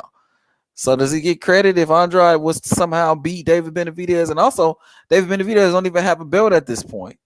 So it would just be a fight that he would secure at 168. So that's just a tricky situation. I think, if anything, David is in line for a belt at 168. If I'm Andrade, I'm waiting for at least David to get a belt before I'm trying to get in the ring with him. So at very least, even if I don't get the recognition, I get the belt at 168, and I could become a 168-pound champion. I could become a 3-weight division champion, with a kind of big fight at the end of the road. But let me continue on with the interview. I had to digress there for a second. And it comes down to, do I give up my belt to do what? Sit around and wait for a mandatory that will never show? Politics is real out here. Politics is real. May the best man win. You know what I'm saying? Murata is tall, lanky, he knows how to fight. It's definitely going to be competition. Triple G, of course, knows how to get in there, put pressure. but he's getting older, and I'll fight either one of them guys. Eddie Hearn, just backstage, I was banging the drum for the Charlo fight. Is that the fight you'd want above all others right now? Nah, I mean, listen, I'm able and willing to get in there with whoever, but the real story is where I'm matching with on the zone, and it's already been offers sent that way that hasn't came back, no counter offer, no nothing. I don't really know, the full details, spare the labor pains, let me know when the babies do type shit. But like over here, Man, Charlos make me sick, bro. They get straight to the point. Is it anybody that's like Billy Joe?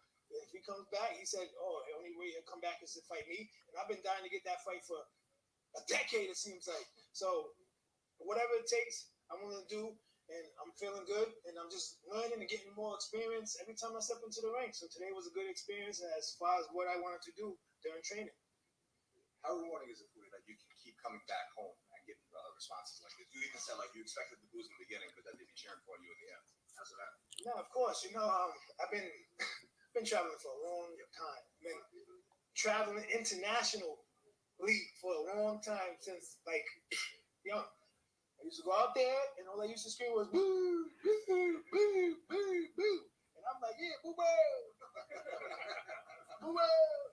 That's me, you know what I mean? Like, so either way, but at the end of the day, I love the fans, I love the energy. I think at the end of the day, man, for Andrade, his first priority should just be to stay active. Try to get these dudes in the ring. I think he's doing the right thing, man. Try to get these dudes in the ring. If these dudes don't want to get in the ring, then fuck it. You can only fight who gonna fight you.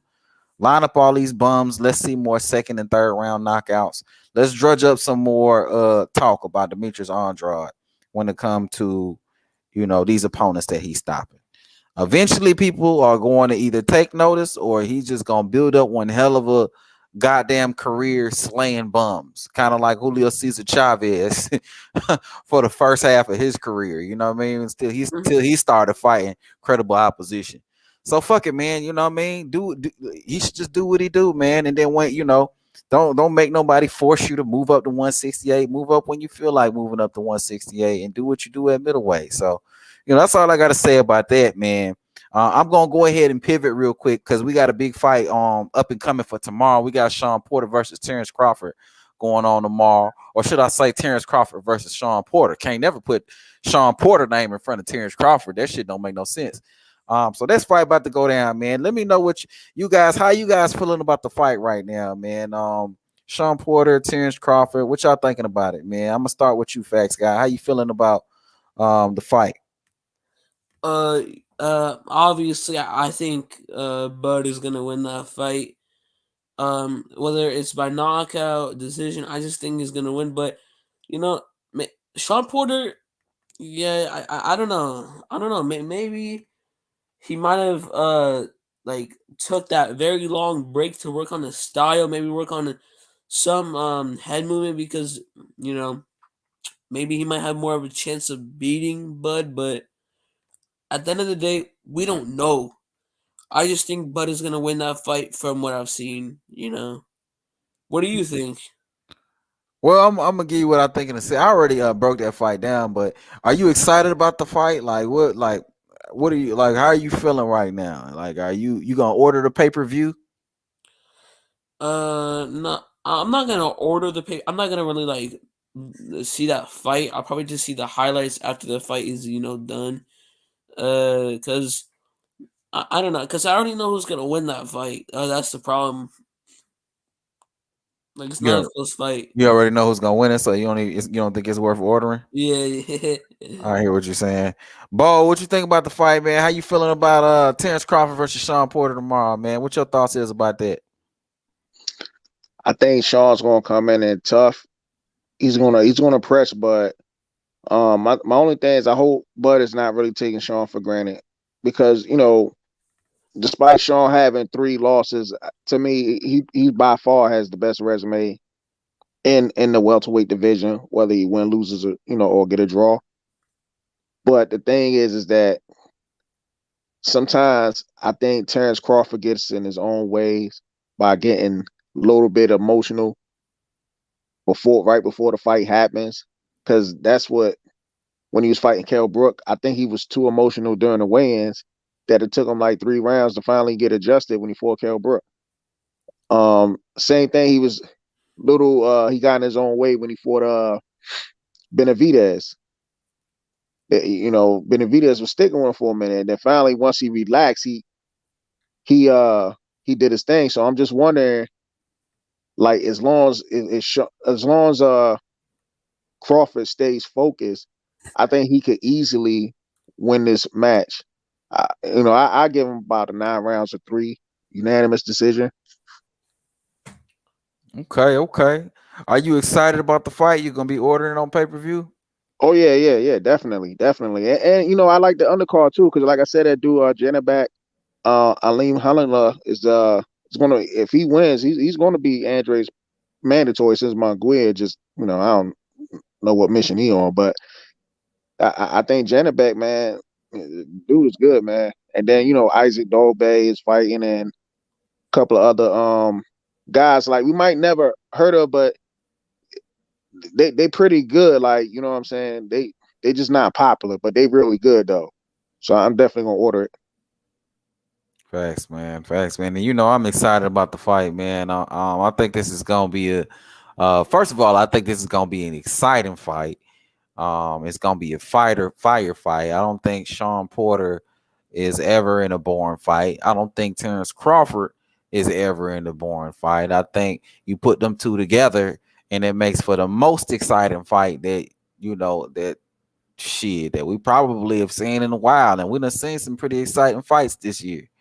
I think them two come together and clash and make for a really, really good fight, man. So I'm excited about that. But not only am I excited about an exciting fight, I'm excited about Terence Crawford getting an opportunity to prove himself against one of the big names. Just like we were talking about Demetrious Andrade before, how a lot of people didn't want to fight him. It was the same thing for Terence Crawford. I feel like Terence Crawford had a little bit more of a guiding hand than Andrade, because he was with that top ranked stable, and they were able to get him undisputed at 140 and 135, a belt at 135 and up to 147 to get a belt there. Terence Crawford definitely has been avoided. I mean, Terence Crawford could have had the Danny Garcia fight at 140 pounds. Danny Garcia ran up to 147 to avoid Terence Crawford. He knew that was coming, and he was gone. Adrian Brawner wanted no smoke with Terence Crawford at 140 pounds. It was a lot of guys that moved up to 147 that moved away from Terence Crawford as he started to come into the division. So, that pretty much, gives you reasons why you don't see certain people on his resume, because they ran Mikey Garcia, another person who was at 140 pounds, at 135 pounds, people calling for that Terence Crawford fight, and Mikey Garcia shying away from it. I remember Mikey Garcia saying he would never fight Terence Crawford. So I'm just happy to see Terence Crawford get his opportunity at welterweight. Even though Terence Crawford's resume is nowhere near as poor as a lot of people try to make it seem to be, it's not poor at all. It's actually a very good resume, especially if you can come out your face and say Canelo has a good resume, then I don't see how you can come out your face and say Terence Crawford has a poor resume. Terence Crawford has fought, I'm not going to say at this point more world champions than Canelo, but I believe it's probably just as many as Canelo as far as world champions are concerned. So, I'm just happy for Bud to see him get his opportunity. It's going to be an exciting fight. I think Bud is going to show up and show out. I think he's going to stop Sean Porter inside of 10 rounds. I think that Bud is just better than Sean Porter in every area there is to know. Facts guy, I agree with you. I don't think it's going to be as easy as you think it's going to be, Facts guy. I think this is going to be a tough fight for Bud, but I think that ultimately this fight is going to push Bud to a new level. We're going to see Bud break out with some skills that we haven't really seen from him. We're going to see the counter punching show up at a new level. We're gonna see the combinations show up at a new level. We're gonna see Bud use angles we haven't really seen him use before. Okay, we're gonna see Bud exercise his strength because a lot of people think Bud's coming up from a low weight division and he's not strong. We're gonna see him. I feel like we're gonna see him out muscle Sean Porter. We never seen nobody out muscle Sean Porter and really put him on his back foot. Other than maybe Kell Brook. Kell Brook definitely put his ass on his back foot. But I think this is just gonna be a good fight. I'm excited. I'm gonna be watching the fight. I haven't decided whether I had originally planned to order the fight, but I may end up watching this shit at a bar or some shit like that. I'm not sure. So but I'm definitely gonna be watching the fight live and in person, and I'm definitely gonna be lit as fuck watching the fight. You know what I'm saying? And I'm probably gonna go live afterwards, but I'm definitely gonna be watching the goddamn fight, man. I think it's gonna be dope as hell, man. And just like Bo said, man, it's gonna be a dope ass undercard. Like you said, the dude, I forget what you said his name was. I can't pronounce Yanabik, right? Not Janabek Alim Helena. Janabik. Okay. Yeah. I want to see this guy. I haven't really checked him out too much, but I want to see this dude fight, see what he look like. If he does win, he becomes the mandatory for Andrade. Well, I mean, I'm gonna need him to activate that clause. Then let's see him in the ring with Andrade. Let's see what happens. But yeah, man, I think it's a lot of exciting stuff in store for tomorrow. I can't wait to talk some shit after Bud knocked Sean out. I was on a stream where dudes was picking Sean to stop Bud. Oh man, I can't wait to go back on that channel. I can't wait to go back on them streams with them panels and talk some major shit to them dudes and let them know that they was crazy as fuck for picking Sean Porter to beat Terence Crawford. So it's gonna be a good night of boxing tomorrow, man. I look forward to it for real. Sure, I was on a stream earlier with Hakeem Rockman. Oh yeah, he was the only one on the panel talking about Sean Porter was gonna beat Bud up and whatnot. I feel like certain fighters don't like Bud, so they just be saying anything, you know what I'm saying? I mean, maybe he legitimately feel like Sean gonna win, maybe he just like that style, but man, I feel like this fight is gonna look like Mayweather Hatton. Bud gonna end up inevitably running Sean into something and really hurting Sean, you know what I mean?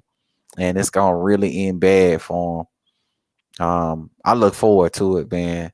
I the only way I see Bud losing this fight is just like you said, Bo, him getting dragged into some sort of firefight with Sean and Sean somehow being able to hurt him. If he stays calm, he stays focused, he boxes and then he brawls and spots like he likes to do. He you know what I mean? He's not careless. He should easily be able to outbox Sean. But if he turns it on to the next level, which I believe he will, he should be able to stop Sean. You know what I'm saying? Facts Guy Bo, anything y'all want to add to that? Yeah. So after that fight, I want to see Errol Spence, fight, but I think that'll be a good fight. They've had rivalries. It's gonna be a grudge match if that fight happens, but we'll see. And the reason why I don't know watch these type of fights that I know who's gonna win is because whenever Canelo fought Billy, I thought I might sound dumb, but I thought Billy was gonna win that fight, but then Billy got knocked out. So now I just know, like, when my mind says that this guy's gonna win, I just know he's gonna win automatically, And Errol Spence versus Bud, we'll see. And Sean versus Bud.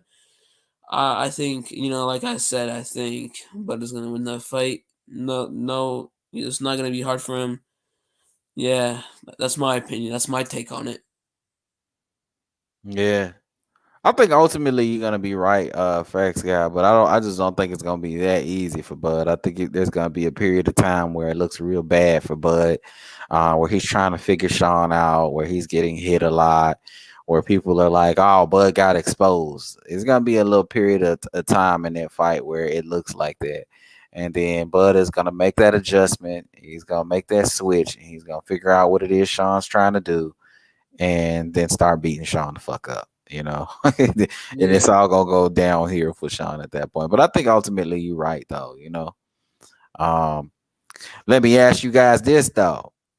Based on whatever happens in this fight, do y'all see the winner fighting Earl Spence next year? Do y'all see that fight happening? Yeah. You see that fight happening, facts guy? How about you, Bo? I don't see that happening. I think if Bud blows Sean out, I don't think Spence will fight him. I think, to be honest, I think Bud has a better chance fighting the other guys if he looks real bad or if he loses to Sean Porter. But if he just washes Sean Porter, only person I could see really fighting Bud is Ugas. Other than that, or maybe like a Virgil Ortiz or Boots Ennis. But nah, I don't even think Earl wants to see Crawford, to be honest with you. But that's just my opinion. Yeah, I feel like that too, man. But one thing I'm looking at, and I was saying this a little bit earlier, is I feel like Earl's running out of options, though. I feel like with Earl Spence, it's like, okay, like here are your options. You got Dennis Ugas, who ain't gonna be available for another year. You got Boots Ennis, who's high risk, low reward. You got Virgil Ortiz, who's high risk, low reward. And then you got Terence Crawford, who is a potential mega fight. So you're gonna get the bag when you fight him. But at the same time, it's a competitive fight in which case you have a legitimate chance. It's high risk, but it's also high reward as well. And if should you get past Terence Crawford, not only do you become a 3-belt champion, but you could probably fight Dennis Ugas in your next fight and then move up to 154 pounds. And at that point, I think Jermell will be gone, because I feel like Jamal is getting ready to move up to 168. I feel like he's right there as far as moving up. Now that Canelo done left the belts, I can see Jamal getting up in there and trying to pick up one of those little vacant belts and, do the same thing that he's doing at 160 in order to call himself a 3-weight division champion. So I think the walls are kind of closing in on Earl a little bit. I think if he's smart, and no matter whatever the situation is, even if he takes the L to Bud, I think it makes sense for him to take the fight right now, because if he stalls this out anymore, all the risk, the higher risk, lower rewards is what surrounds him. Boots is a high risk, low reward. Virgil is a high risk, low reward. If he moves up to 154, you got nothing but high risk, low reward fights up there. And along with Jermell Charlo, who's a stablemate.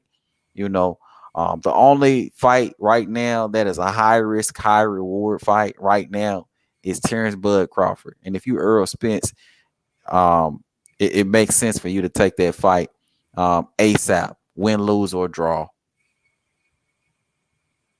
You know what I mean? I can see Earl Spence all of a sudden trying to make a fight with Keith Thurman. That would be funny as hell. I would laugh my motherfucking ass off. I ain't even gonna lie to you. I would laugh my ass off if he came out his mouth and called out Keith Thurman. I would laugh. It'd be the funniest thing in the world, man. Man, that would be funny. I would still like to see that fight, but Keith Thurman right now, wow.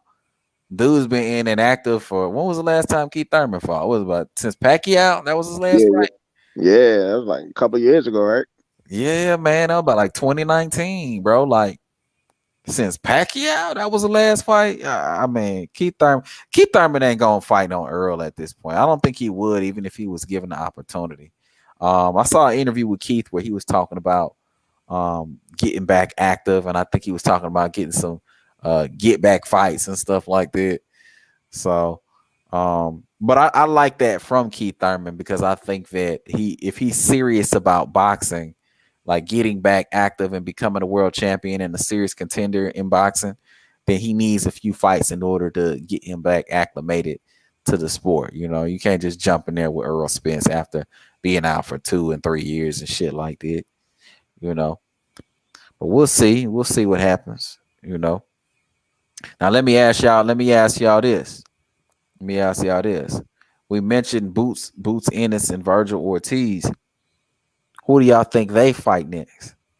And who do you think would be a good fight for them? You can start with you, Facts Guy. Boots Ennis, Virgil Ortiz. Who do you think they fight next? And who would you like to see them in the ring with next? Virgil Ortiz. All right. So I think Virgil Ortiz is, rising up to the occasion. I think he's starting to get more known over time. I think he should fight maybe like 2 more nobodies. And then I think whoever the loser of Bud versus Sean, he should fight. But after he fights like some nobodies, just to, I guess, get a warm-up fight. And maybe fight the loser of Bud versus Crawford. I mean, not Bud versus Sean, yeah. Okay. Same question for you, Bo.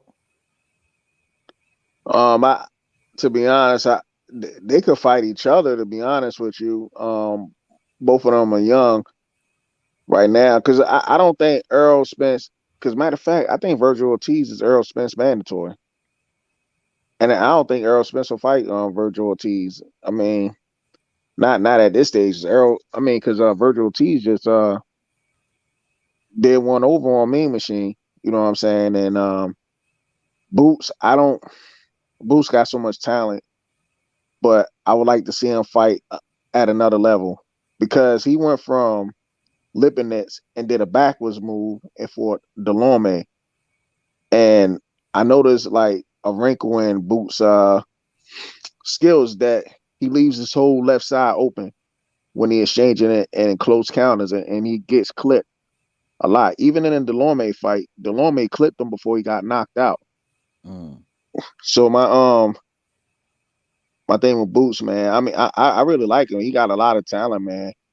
But I think he needs to step it up another level. If he get in there with one of those guys, I would like to see him fight like Danny Garcia or somebody.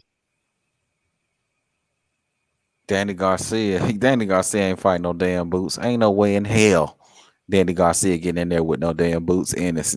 I think Danny going up to 154, which is a whole nother topic. But I would like to see that fight. That definitely would be a good little litmus test for Boots Ennis, and or Virgil Ortiz. I think Virgil Ortiz and Danny Garcia is a great fight. I actually would love that fight. That'd be a good little stylistic matchup. For them too. I got Odyssey World in the building. Shout out to you, fam. Odyssey World says, and Andrade beats Canelo for sure. Absolutely, man. A lot of people ain't gonna agree with it, but I'm for sure one of who does agree with it. I think Andrade gives too many dimensions. There's too many dimensions in his game for somebody like Canelo to beat him. I think Canelo could beat him. But Canelo would have to stop him. Canelo would have like a puncher's chance versus Andrade. To me, if that fight goes 12 rounds with Andrade easily wins a unanimous decision because he has so many different ways that he can land punches and he can win and beat Canelo and just outbox him and just outwork him. And Andrade's not a Lara either. He doesn't throw one punch at a time. He can throw one punch at a time, but he knows how to throw combinations. He knows how to pot shot. He knows how to fight off his back foot. He knows how to fight off his front foot. He knows how to fight in close. He knows how to fight at a distance. There's just so many dimensions to his game. And I think for somebody like Canelo, it's just overwhelming. And I don't think he can handle anyone like an Andrade. So I agree with you, Odyssey World. But we definitely in the minority because a lot of people look at Canelo and they just like what he does. But they don't take into consideration that what Canelo does is very one-dimensional. It's very one-dimensional. It's very predictable. I mean, we know exactly what Canelo is going to do. But when it comes to Demetrious Andrade, when it comes to guys like Andrade and Terence Crawford, They can fight you in so many different ways. They can fight you and they can brawl with you on the inside, and then when they get uncomfortable, they can pull it back out and fight you on the outside. They can fight you on the outside, and then when they get hurt, they can pull it back, pull it in, and fight you on the inside, or pull it back out and pot shot you until they recover. They have so many different ways that they can win a fight, and that's what a lot of people, to me, don't understand when it comes to boxing. You know what I mean? But yeah, I pretty much lost where the fuck I was at, man. We was talking about, I went off topic, didn't I? We were talking about Boots and Virgil Ortiz. Yeah. Okay, so back on topic, Boots and Virgil Ortiz, man. It'd be great if they fought each other. Boots Ennis right now. I think if Sean Porter loses this fight, Boots Ennis would be, I think I'm gonna change that. When Sean Porter loses this fight, I think he should fight Boots Ennis. I think that'd be a good fight for him. Well, Sean said he already don't want that fight. Even if he lose tomorrow, he still don't want to fight. Yeah, Sean said he basically said he didn't want to fight none of the young guys that are coming up because he's pretty much in his mind. He's like, well, sure, I'm at the end of my career. I ain't gonna fight them young dudes. Yeah, well, that's a shame. I mean, I get where he's coming from with it, but shit. I mean, then retire then. You know what I mean? Get your ass up out of boxing if that's what it is. I'm sure Sean's gonna go in there and give a tough fight to Terence Crawford, but shit, I mean, it'd be good. We could hope and wish and dream about it. I think him and Boots Ennis will make a good fight. Him and Virgil Ortiz would be a good fight. Them fighting each other would be a good fight. How about what's that dude, man, who just lost and he had the WBA regular? What's his name? What weight class? Welterweight. You talking about Jamal James? Jamal James, yeah, man. Jamal James, that'll be a good little fight right there. A good little scrap. I like to see that one. What you think about that? Boots Ennis, Jamal James. Nah, I think Boots Ennis should fight the dude that beat Jamal James. Because that'd be like for the interim belt or something like that. That would be for the interim belt. Yeah, I think that's the WBA regular though, ain't it? Oh yeah. You're right. Yeah. No, what they got like regular interim, and I think they're getting rid of those regular belts. Well, I'm not sure how that shit works, man. I know he got something.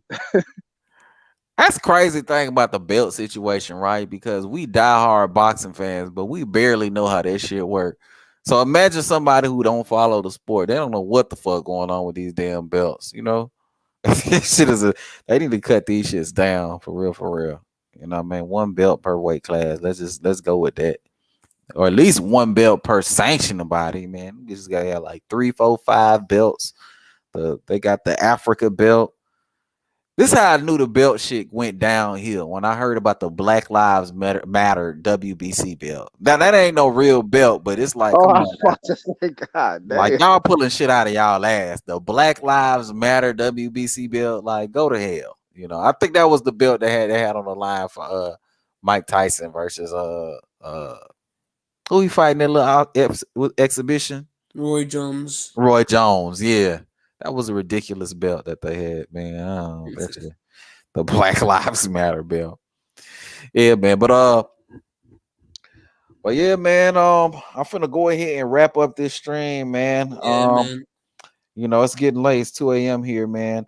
Facts guy, go ahead and give your final thoughts. My final thoughts is, good fight. Excited to see the highlights for tomorrow. I hope you guys have a good night. And I'm excited for one more fight, but I'm not gonna explain it. I'm just gonna say it. Haney versus Jojo Diaz. I'm excited for that fight. Haney's my Muslim brother. Allahu Akbar, Okay. Hopefully he wins, and that's all I gotta say. Thank you guys. Thank you for inviting me to your the live. You know, I enjoy being on this live, and subscribe to Boxer Die and like all his videos and turn on the bell. And yeah, that's all I gotta say. Thank you guys. Thank you. I appreciate you, Facts Guy, man. You always welcome over here, my guy, man. You have a good rest of your night, man, and we'll touch base after the fights. Get Yeah, your you too. opinion on Yeah, it. yeah, you too. All Good right. night, ball. Good night. All right, bro. Have a good one. All right, Bo, man. What's your final thoughts is on everything, man? Yeah, man. Thanks for inviting me on, man, having me on and stuff, man. I just I had start watching your joint about a couple of weeks ago because at one point in time I thought I was like the only dude that really like Andrade and whatnot, man.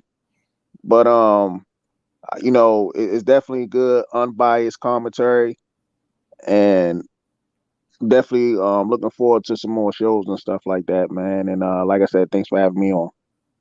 Nah, bro, you always welcome, man. And yeah, man, I'm a big Andre fan. Andre, Crawford, Haney, those are my guys, man. If you go to my my little profile, I got pictures of them three up on my profile, man. So, I rock with them dudes heavy, not just because of the skills and the talent that they display on a regular basis, but because of their attitude in regards to the sport, because of their willingness to get in the ring with all the top guys and their willingness to call out top fighters and just kind of leave it all out there, but at the same time, the reluctancy of other fighters to step in the ring with these dudes, I feel for dudes that suffer from politics, as well. So, I just rock with these dudes heavy, I'm always gonna support them. I only get the zone just to watch Andrade and Haney. If them dudes fell off of the zone for whatever reason, I'm canceling that shit. I'm buying Terence.